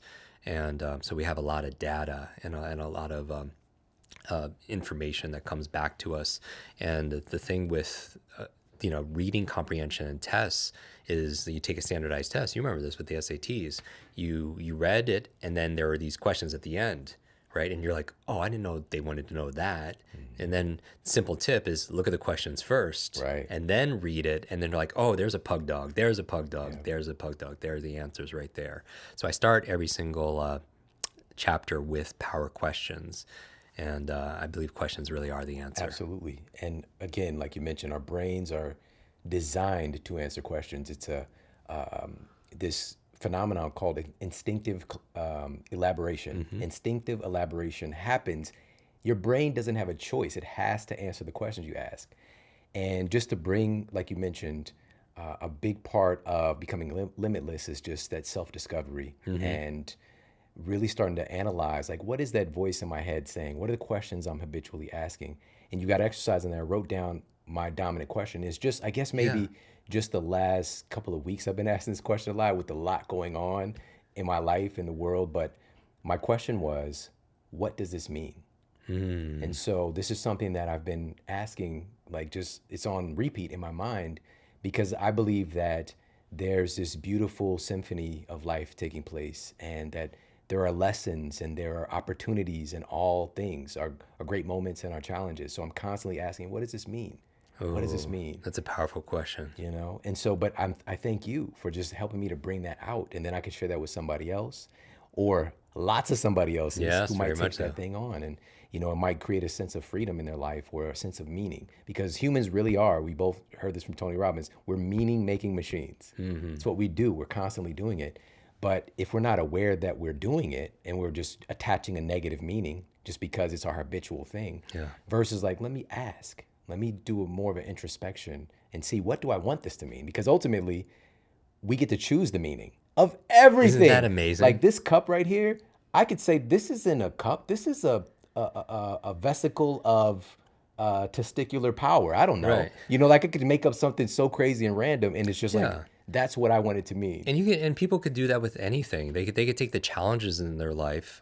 You spoke at an event of mine where we also brought on Quincy Jones, there, and I asked him this question on stage. I was like, tell me about your problems. Everyone talks about We Are the World and Thriller and Oprah and like all this, but what were your challenges? What were your problems? And he looked at me. He was like, I don't have any problems. And I'm like, wait, everyone has problems. Unless you're dead, you have problems. He was like, no, I don't have any problems. I have puzzles. How awesome is that? He decided what something means. And so when we're facing challenges and hardship, maybe these are opportunities. Maybe it's an opportunity for me to prepare, for me to focus. And you could always control. That's the reason this is really 3 books in one when you think about it: mindset, motivation, and methods. Because originally it was just all accelerated learning, meta learning methods on how to speed read and think and focus and concentrate and remember things. But we could always control our mindset. We could always control our motivation. We could always control what methods we choose to use, right? Our behaviors. And the challenge, sometimes there are people using like old stuff, old script. Like my mindset was I was broken. And I wasn't born with that mindset, right? You're a clean slate when you're born, but that was imprinted on me when a teacher looked at me in front of the whole class and said, "That's the boy with the broken brain," and that label became my limit. So I'm inviting everybody who's listening and watching, what labels do you have on yourself? What's your mindset about who you think you are? What you think you're capable, because we always bump up to this limit, in this box or this cage of like, oh, I'm not that person. Like, when did we decide that exactly? And so in there, the mindset chapter and sections, we talked about how to unlimit those negative beliefs that hold us back, because all behavior is belief driven. Even in the area of motivation, that formula that I revealed to everybody about how to have sustainable motivation, that came from a question. It was my obsessive question is, why aren't people doing what they know they should do? And then I found out like why people procrastinate, and I turned into this very simple 3-step formula. But once you know it, it takes the judgment out. This framework, the Limitless framework, is not only a model for accelerated learning, it's a tool you could put on top of your life, and it's an explanatory schema of why we're being held back. Because maybe it's a mindset issue, or maybe I have to address it in my motivation, or maybe I'm just using poor methods, whether they're learning methods or relationship methods or marketing methods, and it allows you to take the stigma of, oh, I'm just dumb, or everyone else is just so lucky. And it also, that framework, right, this limitless model also not only is an explanatory schema where we're being held back, but it's a way we could role model other people. Because if you see somebody who's getting results that you want, I believe genius leaves clues. And how do you role model them? You discover and ask them questions that we propose in this book about their mindset. What are their beliefs about what's capable? What do they believe they deserve? Or their motivation? How do they find their purpose? What is their drive? How much energy and how do they gain energy? What small steps are they taking? Or in their methodology, what's the process they're using? Because they might be doing something way different. But here's the thing: a lot of people who do things amazingly well, they're not conscious of the methods they're using, right? Because it's second nature.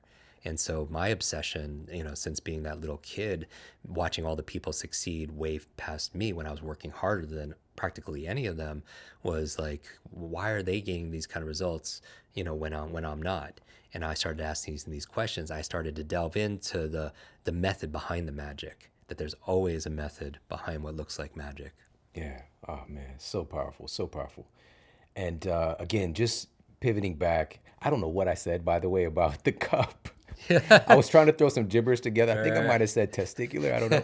But, understanding that we get to take control Yes. of our beliefs about ourselves. Yes. And you creating this model where we're addressing all these things, because I think that a lot of us have like one or two of those things pretty dialed in. Yeah. But it's like, if you're missing that third thing, you're missing your limitless capacity. Absolutely. You're still stuck in that box. Yeah. You need all 3 dimensions, because once you have the mindset and where the motivation and the method, there's that sweet spot in between where all 3 of them cross over, and it's the 4th eye, right? We talked about inspiration, implementation, ideation. The 4th eye, that sweet spot where you get all 3, is integration. And integration is it's just who you are. Right. And you have that, and we all have areas in our life where we're fully integrated, and that's the limitless state. That's the state you want to live in. That's the state you want to learn in. Yeah, absolutely. So with these pieces, now we want to get into some of the methodology, and we've been dropping some pieces of methodology throughout, but I want to get into some of these specific ones. You talk about, number one, which I thought was really fascinating way to put this, but practicing concentration. Right. How do we practice concentration? This is really exciting for me, because I feel like when we're talking about digital distraction, how do you maintain your focus in a world full of shiny objects?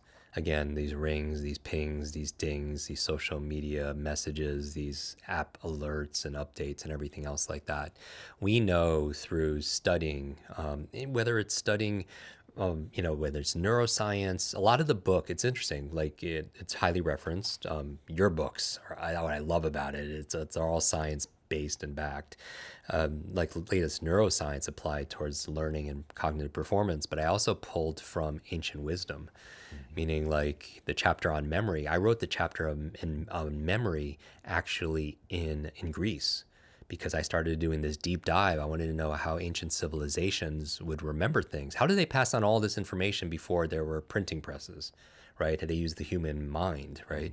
And so I discovered and I wrote a lot of the memory. I actually found out, and this memory is very tied to concentration, that the goddess of memory in Greek mythology, Menonines, her 9 kids are the 9 muses, the 9 muses of science, literature, and art. But isn't it interesting that the mother of science, literature, and art is memory, right? So I pull from ancient traditions because I believe, again, genius leaves clues. Same thing with concentration. I interviewed a number of monks and wanted to find out, when you scan their brains, how they're different than other human beings, and their level of mindfulness, their meditation. You could actually train. We've discovered that you could actually train focus. You could train extended focus or concentration. And why is that important in your work is because, when we're talking about multitasking and how much glucose and energy that uses, in terms of fuel, but also how can you concentrate on one thing at a time and not have your mind be distracted? And so we know that concentration is a muscle, just like your memory is a muscle, just like motivation is a muscle. And we take it and we turn them into verbs and we turn them into processes, and it's something that we could all do. But one of the things that takes away and from that potential and that power is exercising our distraction muscles. You know what I mean? And so every single time that, even when I'm meditating, the purpose of my meditation is not just to get into Zen altered state. That's actually not my reason I do it. I do it because it is a concentration training tool that every single time my focus goes somewhere else, as we talk about in the book, you shine the light back on the thing that's important. And it could be your mantra, it could be your breathing, something like that. And so it's exercising your concentration. Love it. So let's talk about some of these study tips. Yeah. And you've got a bunch of them in here. One of them is music for the mind. Yes. I mean, we go through, we give some highlights of our Kwik student program in here. And again, we're all student of life. So whether you're actually in school or you always have to study, because the half-life of information, as you were talking about in medicine, it's just getting shorter and shorter. Information that people are absolutely certain about, you have to be willing to forget and leave that behind, because there's always new information that comes down the road. So we know that listening to certain kinds of music will change your state. And we have different brainwave states that we've talked about in the past. We have things like beta, which is when you're awake. Alpha, this relaxed state of awareness, this meditative state. You have theta, which is when you're most creative. And again, this is a process. Delta, which you sleep, and be able to optimize that. Music. There's certain music that could actually aid you in learning languages faster, for example, specifically classical music, like of the Baroque era, like Vivaldi, Handel, because it's 60 beats per minute, which harmonizes with the resting heart rate, and it puts you in a relaxed state of awareness, almost like this trance state, like when you're watching television. Have you ever noticed someone's watching sports or watching the new movie or whatever, and you're trying to talk to them, but they just can't hear you because they're in a trance from this television programming, which is an interesting word, programming. For that. But that they're in an alpha state. So information is just going in without your critical mind. Your conscious mind is set aside and information is coming in. Well, you could create that phenomenon using music, using breathing, using visualization to put yourself in that state. And by the way, when you go to a good meditation or hypnotherapist, they'll use visualization, or they'll guide you through. Visualization is a great tool to be able to put you into an alpha state. They'll have you imagine going down an escalator or an elevator, or walking in through a meadow, and it'll put you into that trance state where then they could give you suggestions to change your mindset about your beliefs. that you are a fast learner. You learn things easily and effectively. You have a wonderful memory, right? And you could program yourself. You have great self-confidence, whatever it is. That's how the hypnotherapists will be able to work with you using visualization. Some hypnotherapists also use breathing techniques. They'll say, okay, take a deep breath and exhale. Meditation coaches do that also as well. So that will put you in alpha state. And also music. A lot of these therapies will use music or nature sounds to put you in that relaxed state. And then whatever information is being presented to you, you're going to learn better. And so imagine you wanted to learn a language, or you want to improve your business vocabulary, you want to learn 10 words a day. You could record in your phone the word and its translation, or the word and its meaning, and then play it while you're playing that classical music in the background. It'll help you and put you in a state, and all learning is state dependent, where you're going to learn it quicker and longer. And so it's really powerful using your senses, whether it's music or it's your sense of smell, right? So it's your auditory or sense of smell, your olfactory, an amazing tool to be able to enhance your memory. We know certain essential oils and fragrances will help with your focus, will help with your memory, right? Like things like peppermint and so on. And also using a unique scent when you're studying. This is interesting. What they've done studies where they'll have people memorize something in a certain environment and take them out of the environment and test them, and put them back in the same environment and test them. And which one do you think will remember more? So, for example, they'll put people underwater with breathing apparatus and give them words to memorize, take them out of the water, test them, put them back in the water, test to see how many they remember. In which environment do they remember more? In the environment they first learned it, because we realize that we're encoding the environment as part of the learning that we're actually doing.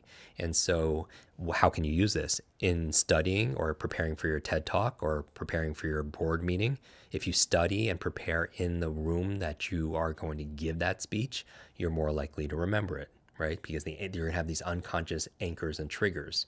Now, most people, or if you study in the room that you're going to take the test in, you're going to recall more of it.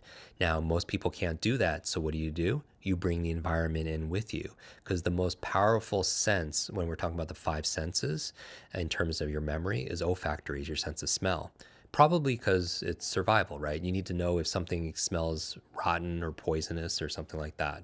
And then what if when you're studying something, let's say it's a language or it's a technical material, you have a important meeting with a client, and you're studying client information, product information, and you smell something unique, like a unique fragrance, a lip balm, essential oil, but it has to be unique.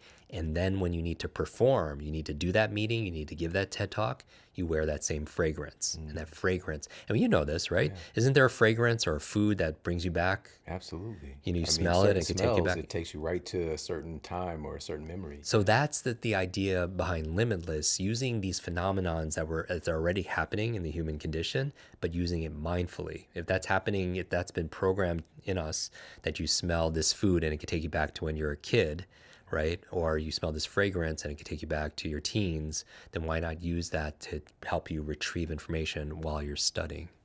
Yeah. When I think about, for example, my Aqua de Gio cologne from high school, it makes me think about what is that? What comes back all the trouble I used to get into. But also, I mean, there's, this is happening all the time, but we don't tend to realize it. But you're saying to proactively do this to our advantage.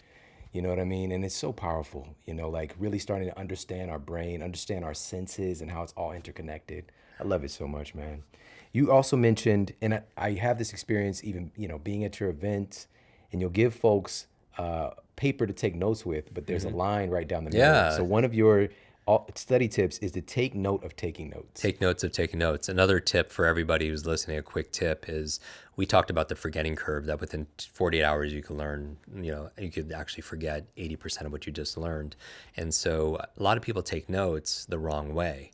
And so we've looked at these studies, like the worst way of taking notes is actually pure dictation. like full transcript, because you could have pages and pages and not know what's important.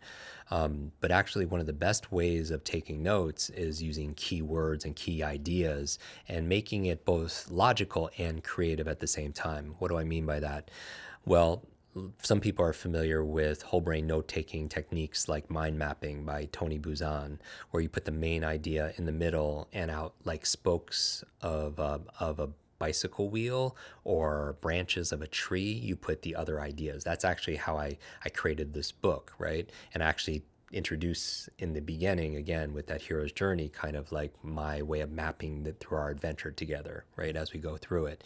So it's kind of like a choose your own adventure kind of book. And that's why I feel like not only is this book teaching accelerated learning, but from the questions and the mapping and everything that we do in here, it actually does accelerated learning to you while it's teaching it to you in a way you like to learn it. But going to the simple way of taking notes, that's whole brain, is when you take a piece of paper. And I always prefer actually handwriting notes. I did a podcast episode on this, that the difference between digital note taking and handwriting notes, that there's certain advantages, certainly digital, especially storage and sharing with other people. But in terms of comprehension, the studies found that handwriting notes were actually better for comprehension and retention. And one of the reasons why was because you can't possibly, as you're listening to this, write as fast as I could speak. Nobody could write that fast. So it forces another level of your thinking to start filtering, asking questions about what's most important, right? So it forces you in that process, even if you didn't have the notes, puts that information, helps you to be able to absorb the information better. But what I'm asking people to do on a piece of paper, put a line right down the page, and on the left side of the page, I want you to do note taking. On the right side of the page, note making. Now that's a subtle difference. What's the difference? Note taking is where you're capturing. Note making is where you're creating. You're being creative. So on the left side, note taking would be like, oh, this is how exactly Jim remembers names. This is Jim's, one of his favorite speed reading techniques. This is a quote I love that he just said. Your note taking, that's on the left side. What are you putting on the right side? Your impressions of what you're note taking. So instead of your imagination taking you elsewhere, like thinking about, whatever else is going on outside of what you need to study, your creativity goes to the right side of the page. And so what are you putting there? Well, three things you could put there, three things you create. How can I use this? Those three questions. How can I use this? Why must I use this? When will I use this? That would be a great place to note make on the right side. And it's a simple little technique, but employ it and then tell me the difference. Love it so much. Let's talk a little bit about, and this is something that we all experience because we all meet people, remembering names. Yeah. And I utilize this all the time, man. But you go ahead and talk about how we can do this, and I'll share some of my things I've done recently. We give many tips in the book on how to remember names. The largest chapter in this book is on memory, because I believe memory is the ultimate superpower. I challenge anybody listening to this to do anything, think anything without your memory. It is impossible to do anything without memory, right? So memory is a forced multiplier. It makes everything better in your life. I believe two of the most costly words in business are I forgot. And that could be the most two costly words in life too. I forgot to do it. I forgot to bring it. I forgot that meeting. I forgot what I was going to say. I forgot that conversation. I forgot that name. Every single time you say it, you lose trust. You lose credibility. You could lose opportunity. I can't tell you how many people have come to me over the past almost 3 decades of being a memory trainer saying, I lost the biggest deal of my career because I called that person the wrong name, right? And so how are you going to show somebody you're going to care for their business, their future, their family, their finances, their health and wellness if you can't even remember their name? So I teach many techniques in the memory chapter. Actually, Socrates said, learning is remembering. And one of the techniques I teach is pie. Learning is easy as pie and simple 3 steps. And this is to remember anything better. If you want to remember things, just remember 3 things. P-I-E. And I love acronyms, right? P is place. So if you want to remember someone's name, I imagine you're at an event, you're at a wedding, you're at a conference. I want you to look at them and pick a place on their face or some kind of feature. Maybe they're wearing earrings, like the place that stands out the most. And then the I is you want to imagine. Now, what are you imagining? You're imagining their name as an image. Right. So this is where you're playing Pictionary, you're having a little fun, because I believe that we remember more what we see than what we hear. You know, you see the face, you remember the face. You heard the name, you forgot the name. You never go to someone, you go to someone and say, I remember your face, but I forgot your name.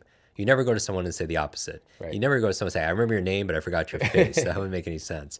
There's a Chinese proverb that goes, what I hear, I forget. What I see, I remember. What I do, I understand. What I hear, I forget. Heard the name, forgot it. What I say, I remember. I saw the face. I'll remember the face. And what you do, going back to implementation and practice, that's what you really, truly understand. I really believe that even in this conversation, if people have heard you say something before or me say something before, what keeps you from mastery is saying, I know this already.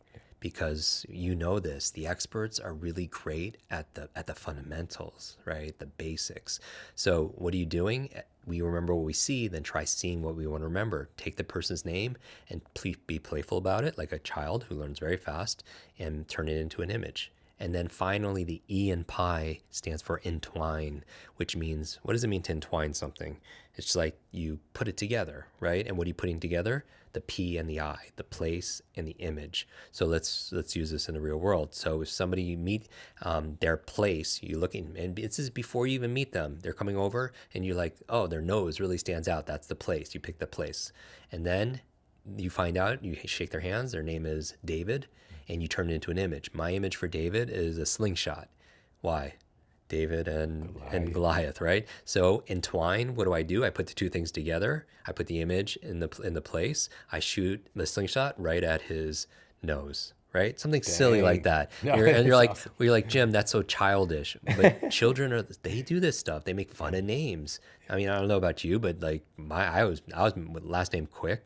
I was made a lot of fun of, right? You're playful about it. Use your imagination, your creativity. And by the way, these are the superpowers you want to enhance right now. The future belongs to the creatives.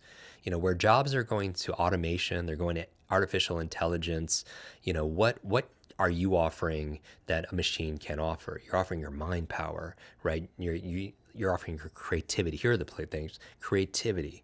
Right? Your imagination, your strategy. These are things that are innately human, but yet there are no classes on these things. Yeah. And that's why I wrote this book. Yeah. Oh man, it's so powerful as well. So many How are things. you with names? Oh man, I mean, outstanding now. You know, this was something that, of course, just like most folks, like you'll meet a room full of people. You know, like we might go to a mastermind. Yeah. Or just hang out with Jim. People are gonna be around, and just like, I forgot your name. I forgot your name. As we're shaking hands, Right. oh, okay, and then you just forget. Maybe you might, and you know, you talk about recency as well, so you might remember like their last person's name. Right. But today, no, it wasn't today. I think it was yesterday, because I was out for a walk today, but I think it was yesterday. But I meet 3 of my neighbors, and I utilize it. So, by the way, you break down all these different pieces in the book as well. Yeah, it's dense. You know, there's a great deal of information with visualization, association, emotion, location method. You've got all these methods if you want to remember big chunks, like if you got a talk or an event, something like that. But so I'll use like an association, and for me, it's visualization and just making pictures. And so I met Stan, who, as soon as he told me his name, I immediately thought about the show Martin, and Stan was his boss, and he worked at a radio station. So I pictured this guy who looks more like a kind of a Simpson character at this radio station, like, you know, kind of DJing. And he's like, you know, Stan was like probably in his 60s or 70s. And so it's just easy to remember Stan. Like I remember it forever. And it's fun, right? Exactly. And it's fast. It didn't take a long time to be able to it's do. an instant picture. And here's the thing, and later on, people ask like, well, I have all these images here. No, it's a means to an end. Yeah. Once you know the person's name is Stan, the picture disappears. Yeah. What the techniques are is a way of overcoming what I call the 6-second syndrome. It's like somebody tells you their name and you have 6 seconds to do something with that name. Otherwise, it's like gone in the ether, right? So it allows you to focus on the place, the person, and allows you to focus on the image, the name. So even when it doesn't work, it still works because it gets you to focus on the person and the name, and just trying to come up with something, get your focus on it. And really the key to a better memory, it's not your retention, it's your attention. Exactly. And that's that's just like questions. Question force your attention onto something as opposed to distraction pulling you away. Yeah. The other neighbor was Troy, and my son Braden was with me, and he was like, Troy, and I immediately thought about the movie Troy. Yeah. And so I pictured this guy as dressed up as Brad Pitt's outfit, Okay. Achilles, and so boom, it's locked in. And then Aaron was the other person, and Aaron, it was a woman, which is kind of a unique name for a woman. First of all, I thought that was cute. That's cute AF, Aaron. Yeah. And then I thought about her being Aaron Rodgers. I picture her in the Green Bay Okay. Packers throwing the football. Got those names locked in, just like that. And the great thing about it is it adds emotion to it. Remember we said information by itself is forgettable. The name by itself is forgettable. But when you tie it with emotion, it becomes unforgettable. So you're having fun with Aaron Rodgers, right? Or with Stan, or Troy. You have these images, and we're using more of our that makes you more limitless. Yeah. You know what I mean? I believe everyone listening to this is your ability to learn and live is limitless. This is so remarkable, but I cannot let you go because we've got this book here. We've got Limitless, but people want to be able to not just read Limitless, but to read all the books that they have probably on their shelves. That they have to get to. Yeah. And so you are the master, really. You were world renowned for helping people to read faster. Yeah. You've been on the show before. We've talked about the importance of having a visual pacer. And that instantly jumps up your reading speed. How much? At least 25, 50%. Using your finger or a highlighter, a mouse on a computer, a pen, just to underline the words, not skip anything. Because some people will use go straight down the page. Nothing like that, or fancy forms. Don't skip anything, and just test yourself. Time yourself to read for 60 seconds, count the number of lines you just read, and then use a visual pacer like your finger and underline the words. Don't touch the screen or don't touch the print, because as you go faster, there's friction, right? But when you test yourself again after 60 seconds with just a little bit of practice, 25, 50%, some people will double their reading speed. And the reason why that's important is because, man, leaders are readers. I like to we have a hashtag the number one book a week, and we have thousands of people going through this where they're just posting every week the book that they finish. I mean, how remarkable is that? That if somebody has decades of experience like you do, and put it into Sleep Smarter, and then all of a sudden somebody could read that book in a few days, they could download decades into days. Like here in this book is 28 years of field tested research, seeing people at both ends of the spectrum and putting all that knowledge in one place. They don't have to read the thousands of books and papers that I read to be able to do it, because I put it all in that book, The Best of What Works, right? They don't have to spend the hundreds of thousands of dollars you and I have spent on our own personal education and our conferences and programs and everything else to learn all this stuff. The time, the years, 30 years, they could get all of that by reading a book. And so that's why I feel like whether you're using a visual pacer while you read, whether you're asking new questions, because what'll get you through that book faster also is reading smarter. And, just what we talked about, utilizing the power of questions, not just speed reading, just smart reading. And smart reading is going through a book with pure intention. A lot of people don't remember anything they read or hear because they don't have questions. So they wonder why they don't learn anything. But when you have specific questions, like I never go into a book without a dozen questions that I want answers for, because then when I get to it, I pull it out and it's mine, right?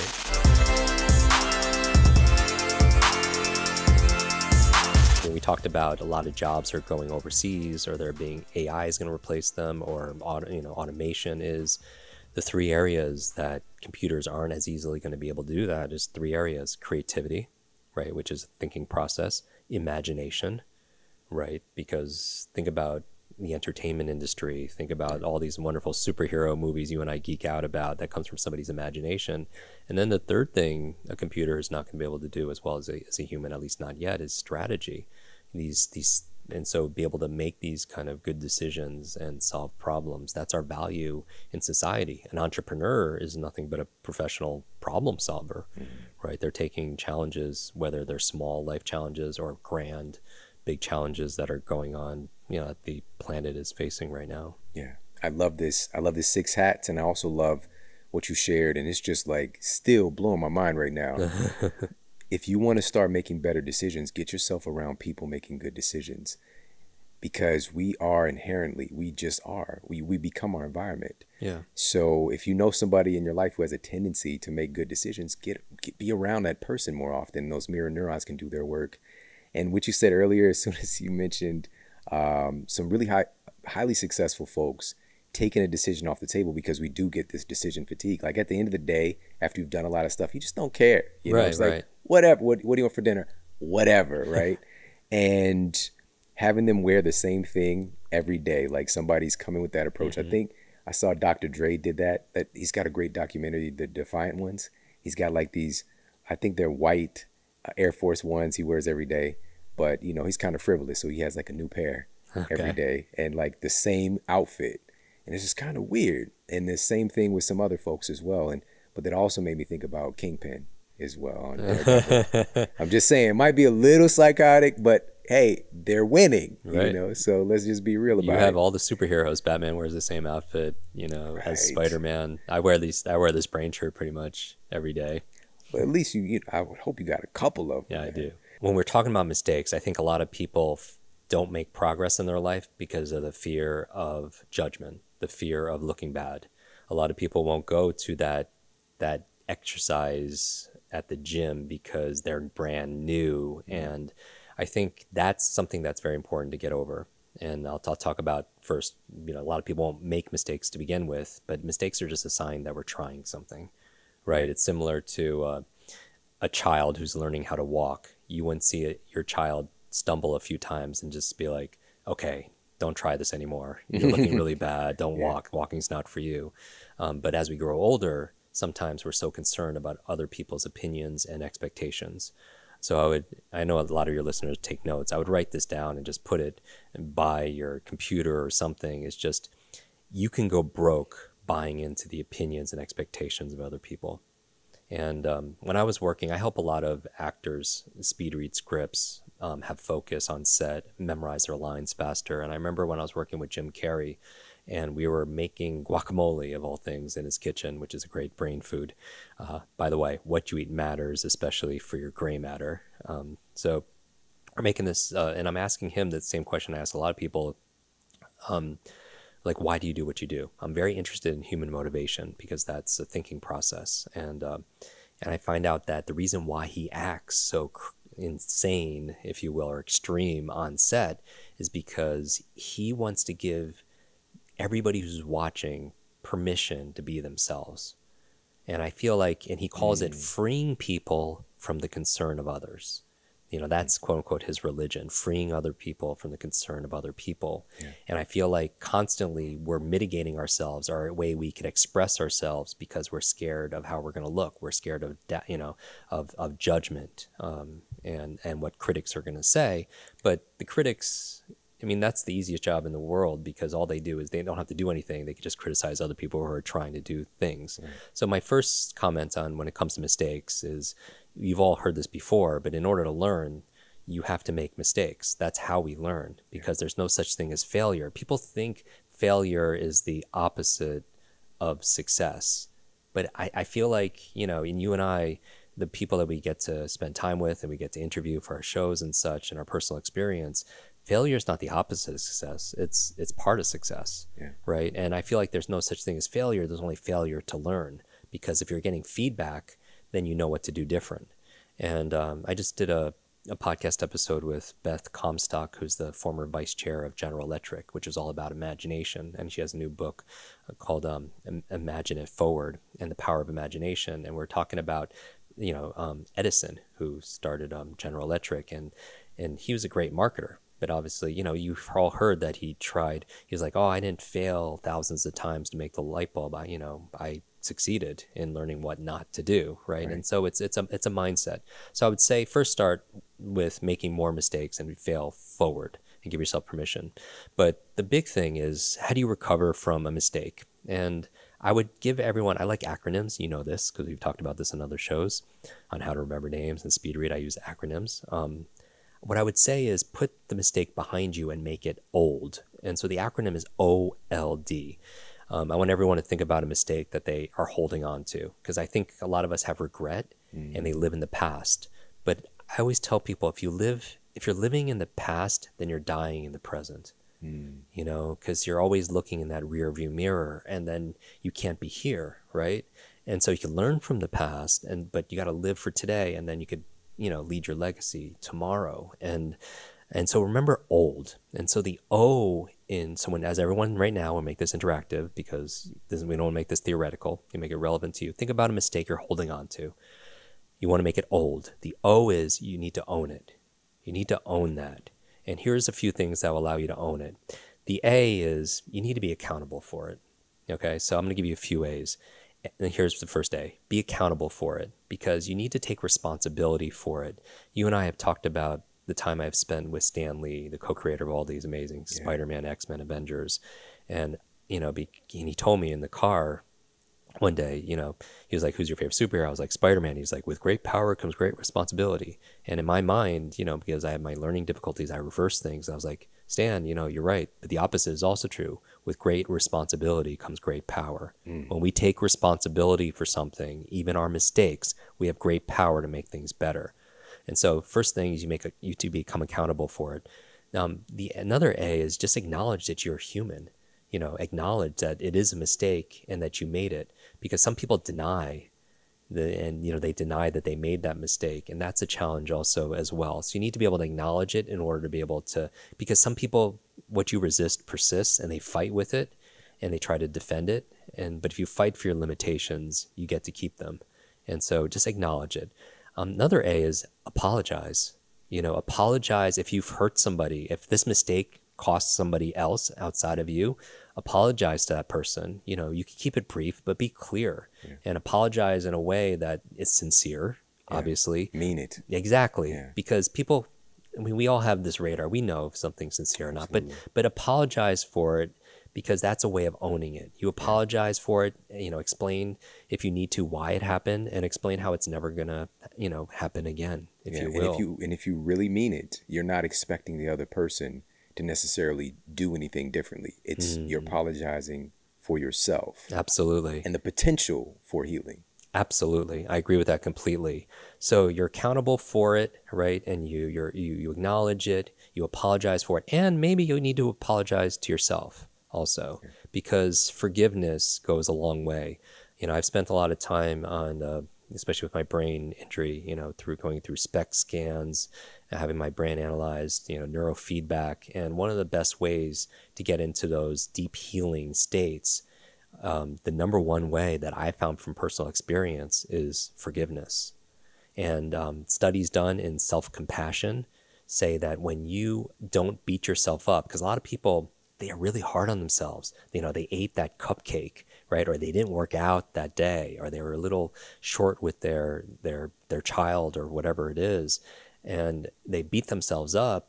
And we find in the studies that actually kindness goes farther. When you're kind to yourself, meaning that, you say, I'm human. I had a long day and I did make a mistake, but you're kind with yourself as opposed to beating yourself up, you're more likely to follow through in the future. So the O in old is you make the mistake old, is you own it. You're accountable, you acknowledge it, you apologize for it. The L in old stands for, of course, learn from it.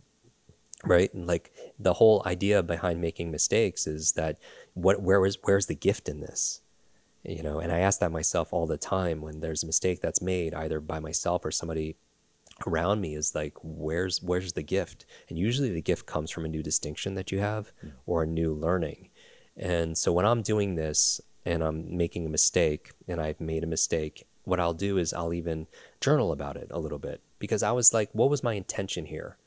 What was the environment that allowed this mistake to happen? Was I multitasking? Was I taking too much, taking on too much? Was I exhausted and I didn't sleep the night before? Like what created this environment for this mistake to happen?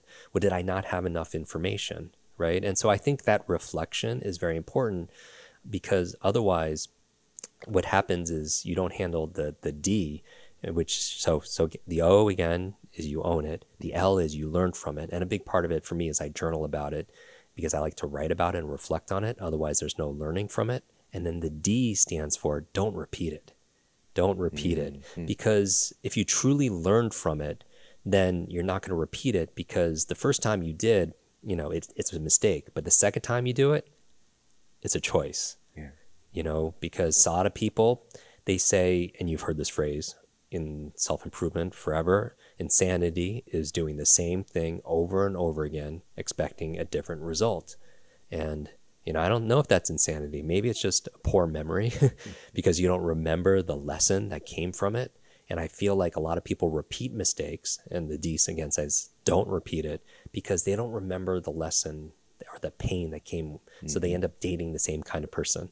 Right? They say they make the same kind of mistake with their health over and over again, or they hire the same person, or they again, wait and procrastinate on their taxes, or whatever those things are. And in order to not repeat it, I would say a few things. Maybe I'll make them, I like iteration, maybe a few P's. And I did a whole episode on this that went deep in it about making mistakes. P is like prepare next time. When you learn it, and you journal about it, you prepare for the next time. I would say plan. When this situation could come up in the future, plan ahead. And that would prevent you from making that kind of mistake, because these thought experiments, using your imagination to project into the future, and really imagination is really rehearsal. When somebody is fearful that they're going to make a mistake, whether it's public speaking, and this, like a lot of people, one of the big fears is people, when you and I go to events, even people don't know, like backstage, a lot of our peers are really scared to go out stage and do their work, but they're so mission driven, they have a moral obligation to do it. So that's the motivation. But preparation is just a signal to your mind. Fear is just meaning you need to prepare more. And so I would say the D is don't repeat it, because if you really do own it, and you really did learn from it, then don't repeat that, because then it's a choice. Jim, this is so powerful because people, even you asking me about, what have I done to get to the place that I'm at personally? Exactly. And it's literally like this formula that you just mentioned. I'm very, very big on learning from my mistakes. I'm very, very passionate about it.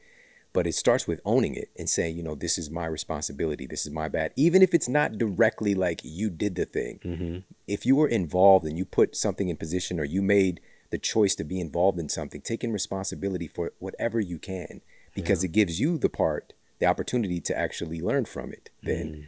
And so learning from it, and then don't repeat it, because man, like I want that lesson, because you better believe, like, I've got this one. I'm not going to do that again. Exactly. So just like I cut the cord, and so if people can start to embrace this, and this, I love this, so powerful, this acronym of OLD. And man, it's like, it is old, you got to let this stuff go. Put it in the past. Yeah. And that's the other thing when it comes to mistakes, is when I was talking about forgiveness, is just, you are not your mistakes. Your mistakes don't define you, but how you deal with those mistakes can define you.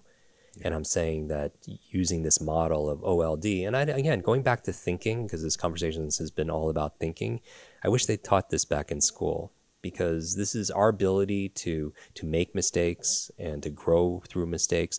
I feel like when we do these things also, it increases our integrity with other people, because they see we own it, that we learn from it, and we don't repeat it. Right.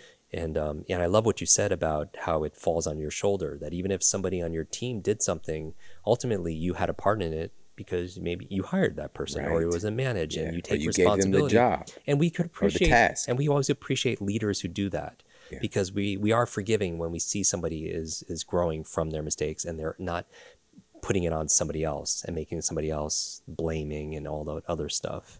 And we stay in our power. And yes, there could be some short-term pain, like there is doing a lot of any kind of growth. But I think that, Even, if you do the easy thing, which is procrastinate and put it off and not take responsibility, then life gets really hard. Absolutely. But if you do the hard things and you own it and you apologize for it and you do everything you can to make it better and learn from it, then life gets a lot easier. Definitely.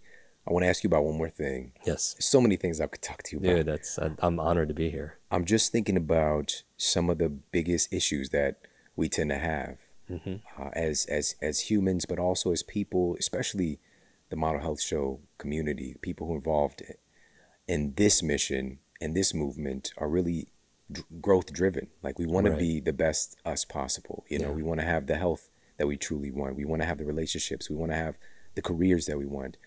But a big barrier for that is it's oftentimes not the environment, it's ourselves. We are our biggest trap door, right? This self-sabotage. We set ourselves up for failure.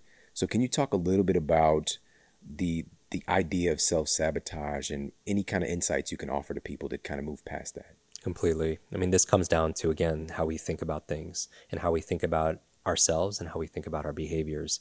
And I'll give somebody who's listening this, I think everyone can relate to taking one step forward towards a goal and then taking 2 steps back, right? Why do we do things that could harm ourselves in the long term? Or we procrastinate. We know we need to do something, but we put it off and we don't have the discipline. And I'll give everyone a framework for this. Everybody's always trying to wonder why they're not doing a behavior.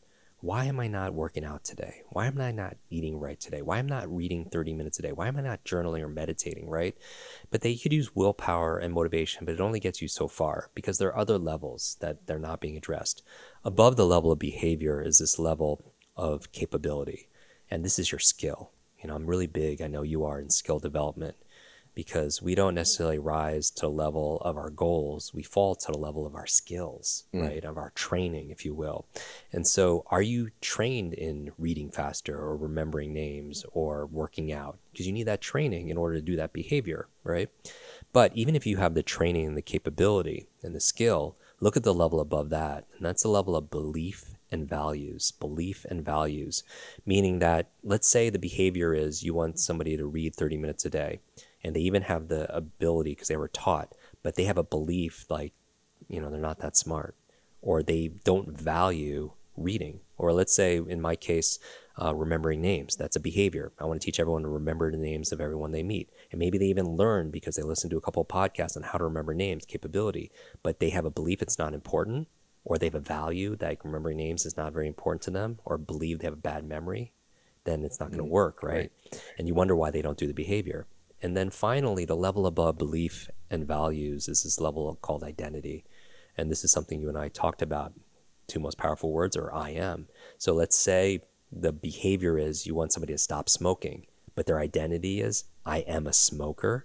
That's going to be a hard shift, right? Because people are going to try to fight on the behavior every single time, 20 times, 100 times a day, but their identity hasn't shifted, right? And so let's say the behavior is, they want to stop procrastinating, but their identity is I am a procrastinator. That's a challenge.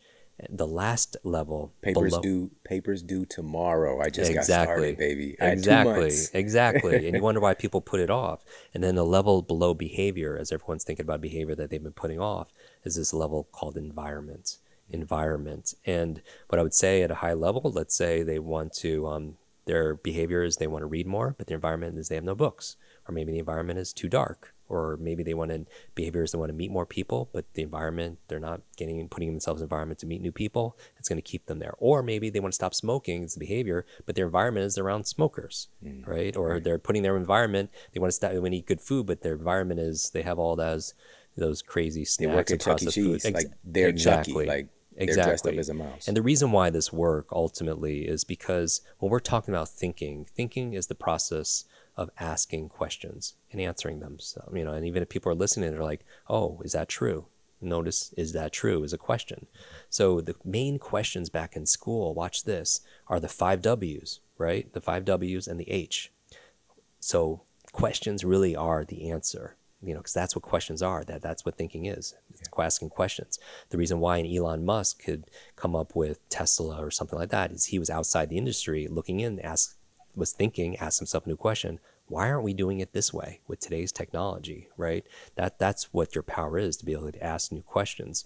But going through the 5 W's and the H, the identity level answers the question of who. The level of behavior, of beliefs and value, answer the question why. The level of capability answers the question of how. The level of behavior answers the question of what. And the level of environment answers the question when and where.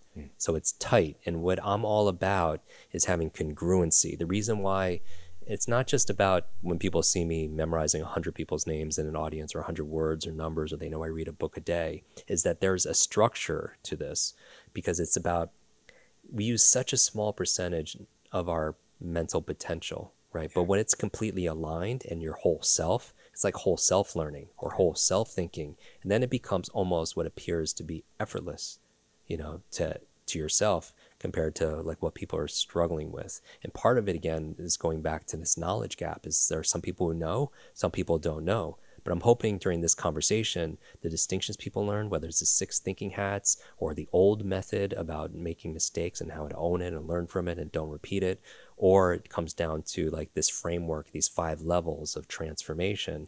It gives you these distinctions, so it allows you a new way of thinking about it. And because you're thinking about it different, you'll get different results. And isn't that what we all want? Man, I want to go and make some mistakes right now.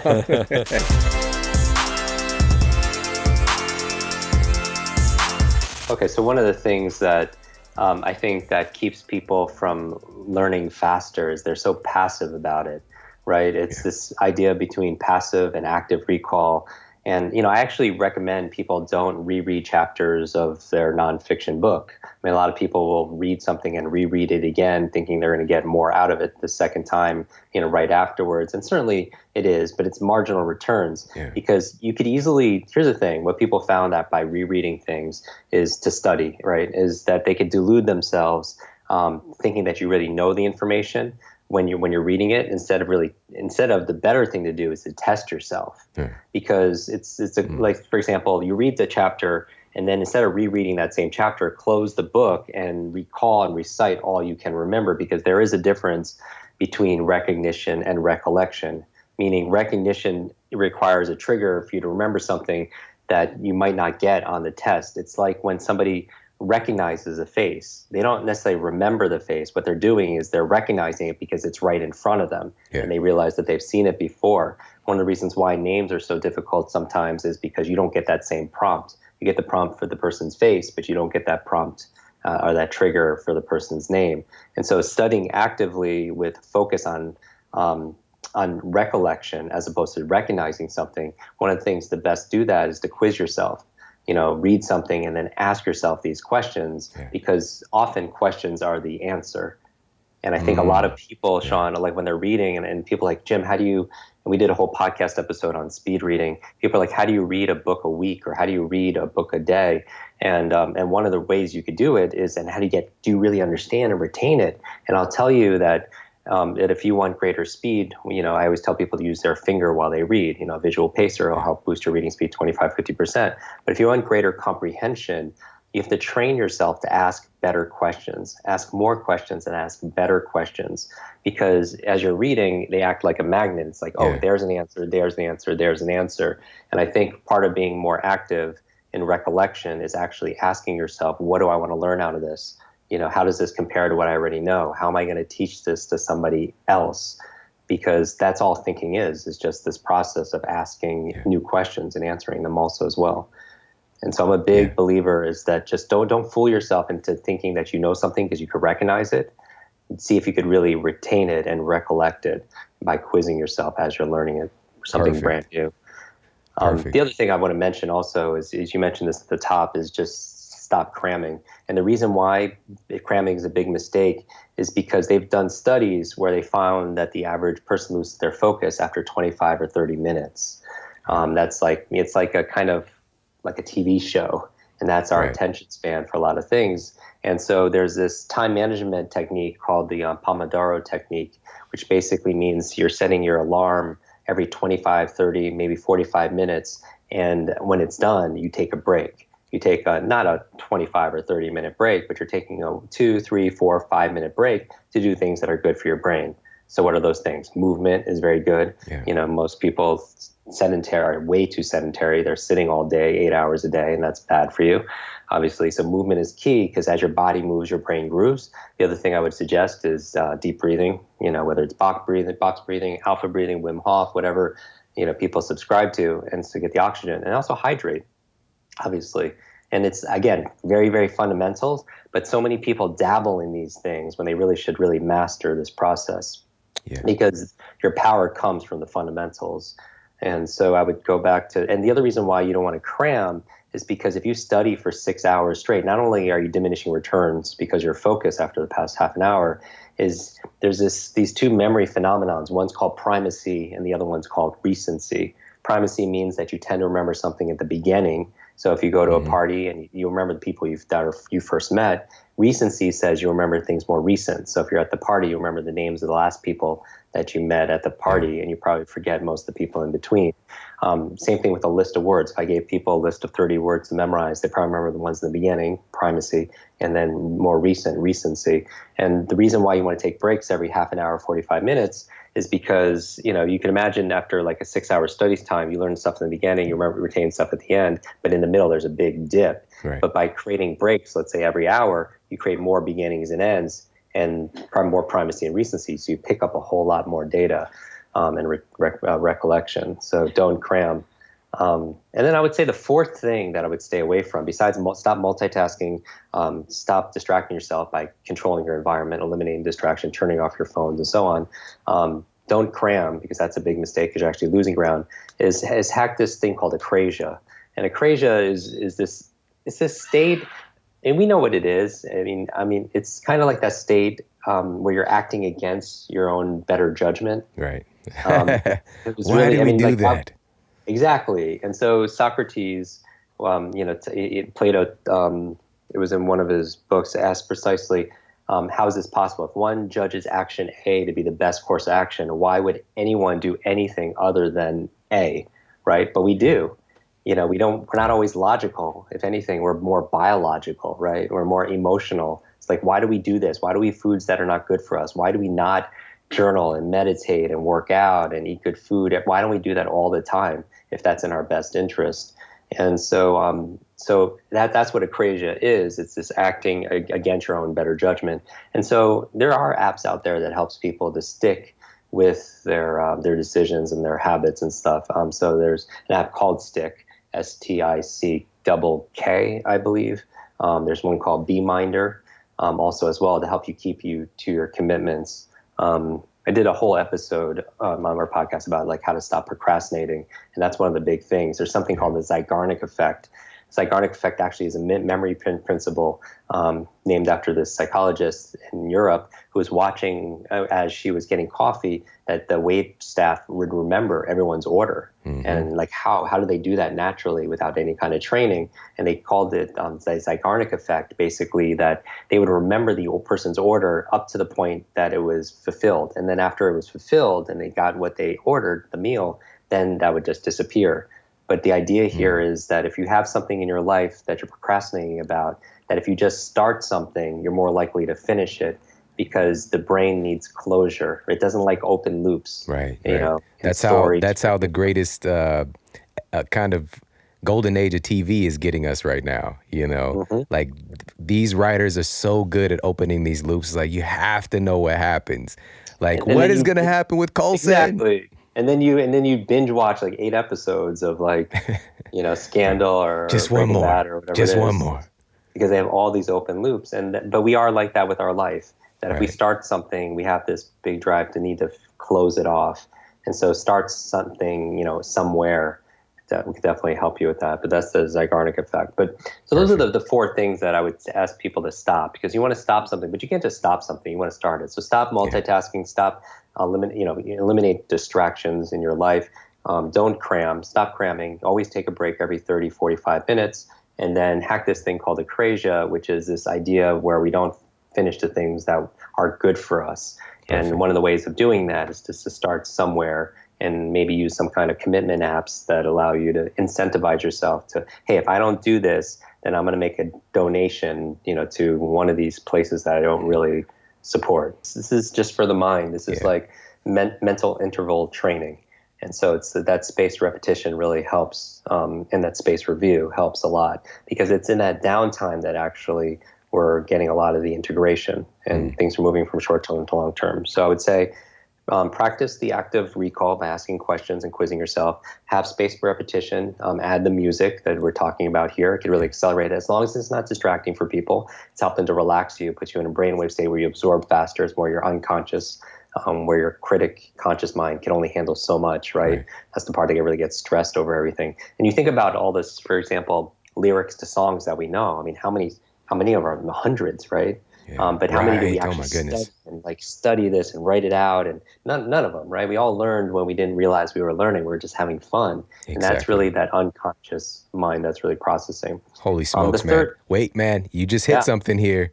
Yeah, let's do it. The other day, there was a song from 20 years ago that came on the radio, and I haven't heard in years, and just I knew all the lyrics, and I was just like, what? I started to really think about how is that possible, Exactly. And so we learned, we know so much more, and we didn't actually learn it in school or anything. We learned so much more than we've ever given ourselves credit for. And so part of it is because we were just in that unconscious, playful state. And I feel like that's a powerful way to learn, is just like children. Is children have that beginner's mind, and we're having. Remember what we've talked about in the past, that information combined with emotion becomes a long-term memory. Information combined with emotion becomes a long-term memory. So that's why we remember things through sense, through taste, music. That's bring us back when we're children, and music is highly state-inducing, and so that's high level of emotion. And speaking of sense, I would actually add that as a third thing. So besides active recall and spaced repetition with music, I would actually add the sense of smell, because the sense of smell is the most powerful sense that we have when it comes to connecting to our nervous system. Meaning that, I don't know if it was because we needed to smell poison before it actually to save our life or something. But here's the thing, our environment gets connected to the information. So if you want even better studying, because that's the theme of what we're talking about, it always helps to study in the environment where you need to recollect the information. So for example, here right now, I'm doing programs here in Boston area for their colleges and stuff. It would help them to study in the lecture center that they're going to be tested in, because unconsciously we connect that. And it's something I mentioned before, where they did this study and they put students underwater with breathing apparatus, and they give them words to memorize, and they take them outside back in the surface to test them, and they put them back in the water and test them.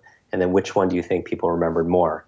Back in the water, right? Because that environment got connected to the information. And so knowing that, then studying in the place, for example, in your workplace where you need to give the speech or that TED Talk, it always helps to study in that environment. And it's not really practical for most people. So the idea here is to actually, can you take the environment in with you? And meaning using the sense of smell, that if you had a unique, unfamiliar scent that while you're studying, one of the methods could help you jog your memory, has spray that on you or taste it during the actual exam. When you have to give that presentation, that book report, or take that test, that if you chew a strange kind of gum or essential oil, or perfume or cologne, and then you have that same one when you need to recall it, it's going to be more available to you. And so I would recommend playing with that. And speaking of essential oils, there are certain essential oils that have been shown to be able to activate and wake up the mind. Essential oils like peppermint, rosemary helps increase the chances of remembering things that you need to be able to remember, helps improving your focus, helps improve your recall. Fascinating. And that there's actually science to back that up, which is so crazy. It's just our sense of smell, it's one of those things that helps, as Jim is describing, to drive memories deeper and create a stronger connection when we're learning some information. So utilize that channel. That's just an open thing that's happening on automatic anyways. And peppermint, for example, is one of the things that I saw when I was looking into the research. Using an essential oil, maybe you can just, right before you get started, maybe you have a few drops of peppermint oil that I don't know, wipe on the book or something. Or it's often, and it's often what you do before the actual act that really shows up, when you need to perform. And same thing with doing a light workout before studying can help you to retain information better. right? And so anything that's going to be good for your heart is going to be good for your head. So getting that Love blood that. flow, the artery that goes directly from the heart to the brain is the carotid artery, right? And it's just like the first is the primary one. And, getting the right amount of oxygen and circulation is very important. So the fourth thing I would actually put is music, what we talked about. So I make that the fourth thing to do after when we're talking about the different sense of smell, because there's research done at Stanford School of Medicine basically saying that playing certain types of music, such as classical or Baroque, can help students engage the parts of their brain to help them pay attention and better anticipate and make predictions better. Besides the fact that some music will actually enhance people's mood, which would be good, just because all learning is state dependent, and you want to be able to always control your mood and your outlook for things when it comes to study. You said all learning is state dependent. All learning is state dependent. It's one of the primary beliefs, that we have, when we talk about Kwik brain, is like the state of mind and body, the emotion, the feelings. Like, think about it. Back in school, if people were tested on, what was these state capitals, and name these presidents, or name when, this periodic table, or what is all the stuff that we learned back in school. Most people don't remember it for two reasons. Number one is relevancy. Right? Relevancy meaning maybe they didn't see a one-to-one connection on why it's important and relevant to their life. Yeah. Sine, cosine, tangent X, hypotenuse Y, but the other thing is the emotional state people learned it in, the students learned it in. For most people, when you ask them how do they feel mostly when they're sitting in class being lectured to, most people say, I was bored. And if that's like on an emotional scale, that's like a 0, right? But anything times 0 equals 0. If information combined with emotion becomes a long-term memory, if the emotion level is 0, there's not a lot of recall, because that's the first part, the first third of the memory stages is called encoding. And that's how you actually encode the information, put it in, then you store it, and then you retrieve it. But part of the encoding is making, if you want better recall, is to make it more emotional. What do you see? What do you feel? How is it touching you in a certain way? Yeah. Things that you want to learn, tie it into something that matters to you, right? Why do you want to learn it? Not just, I should learn it just because, or it's important to learn. You need to consciously create an association to it. And for me, it's teaching. So when I'm learning things, I'm thinking, how can I teach this? How can I make this make sense to other people so that they can have their lives changed? And so that's just one of the big takeaways of the many that we have here today. But I want to make sure that we talk about taking notes, because that just blew my mind when you had us to do those 2 columns way back in the day. You taught us about taking notes. So let's talk a little bit about that. Right. So one of the ways that can increase your ability to retain the things that you're studying is to take notes. That people don't realize that, there's 80% of what you learn can be gone within 2 days. So you listen to a podcast, you read a book, you go to a lecture, 48 hours later, 80% of it could be gone. And one of the ways to mitigate that from happening is by taking notes. But it's like, how do you take notes? There's all these different ways. And for most people, they didn't really learn a process, or if they did, it was kind of like that linear outline. You remember, Shawn, it was like one Roman numeral, like A, and Roman numeral, 1, 2, that kind of thing. And the challenge is, so they've done lots of studies on research to find out some of the best ways of taking notes. And so there's qualities to active note taking, because instead of passive note taking, they found the worst way of taking notes actually really surprised them. It was by transcribing what the teacher was saying. That was the worst way of taking notes. And it's kind of interesting, because you would think maybe part of people would think is, hey, wouldn't it help me to take notes by having every single thing word for word? And they found it actually hurt people. Yeah. And so first of all, I would say you don't have to go for those transcriptions. A question I always get is about typing notes and handwriting notes. They find the studies show that taking notes by hand is actually better for people. Yeah. So it's interesting. Taking notes by hand is actually better for people. And one of the reasons why is because you could technically type. Somebody could type as fast as somebody could speak, but they can't necessarily. When you're handwriting, you can't write that fast, and it forces you to really qualify information, to filter information, to take notes with purpose, to listen to everything and just write down and hone in on the things that's really important. And that's alone, besides the notes itself, helps to increase your understanding and your effectiveness there. But we would generally want notes that meet this quality. Number one is you want notes that are active, because whole session last time when you and I were talking about how to learn anything faster, and we talked about the FAST method and everything. But the A is being active, because learning is not a spectator sport. You need to be active. The second thing when taking notes is taking notes with purpose, like you said, relevancy, right? Like, you have to know your purpose of what you're looking for. Otherwise, how do you know if you didn't, whether you find it or not? Good note taking is also very organized. And so you have to figure out the best way of organizing information for you. They find that the best way of taking notes actually is in your own words, and not the expert's words, but your own words itself, because it's more personal for you. They also found that taking key ideas and using like images is more effective than just writing everything out. But then how do you take that information and lay it out? Some people are familiar with mind mapping, right? Mind mapping is a creative way of doing left and right brain note taking, where you put the main idea in the middle, and then coming out like spokes of a wheel, or maybe like branches of a tree, you see the other areas, and then those branches get broken down, and so on and so forth. A very easy way that I like to teach people to take notes on, you mentioned, is drawing a line down the page. And it's so simple, but again, we keep things purposely elegant, because anybody can make things more complicated, right? I mean, you want things to be so simple and easy and elegant that we're going to do it on a daily basis. So I put a line down the page. On the left side, I take notes.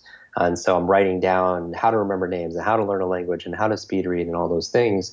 But on the right side, I'm not taking notes. I'm actually making notes, which is a slight distinction, but this is what I mean. On the left side, I'm capturing information. On the right side, I'm creating it.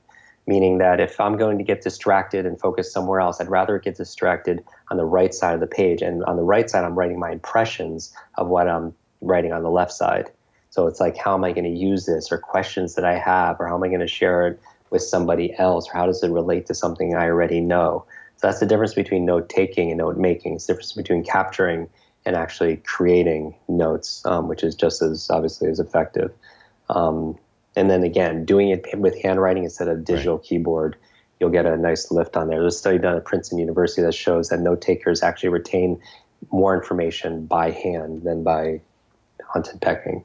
Right. And everybody's got the laptops and their, phones to take a little note here or there.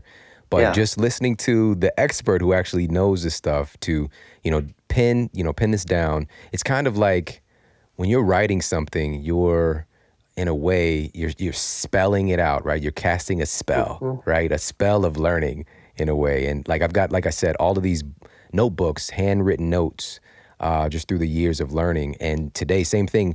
I'll take something that I hear that's profound, and I'll write a little note about it. And it's in my own words as well. And I like that. You said also that, to cater things and find the way that works best for you as far as organization. And I thought about a friend of ours, Julia Roy. And when she comes and she's taking notes, she's got all these different colors and things are color coordinated, and just the best looking notes I've ever seen. I was like, that's not my cup of tea, but it was really fascinating to see that's what works for her. And she's one of the most brilliant and intelligent people that I know, and that's the way that she does it. So finding the things that work for you, even if you are taking notes on your laptop, employing these strategies where you can. And I like that too, because it's just like people's diet and their exercises, finding something that works for people, because whatever gets people to do it is what I like. It's not right or wrong. It's just good, better, best for individuals. Like they did a study where a couple of scientists, they set up an auditorium full of people, and half of them took notes with a keyboard, the other half took notes handwriting while somebody spoke, and they wanted to figure out who would remember the most and who would retain the most.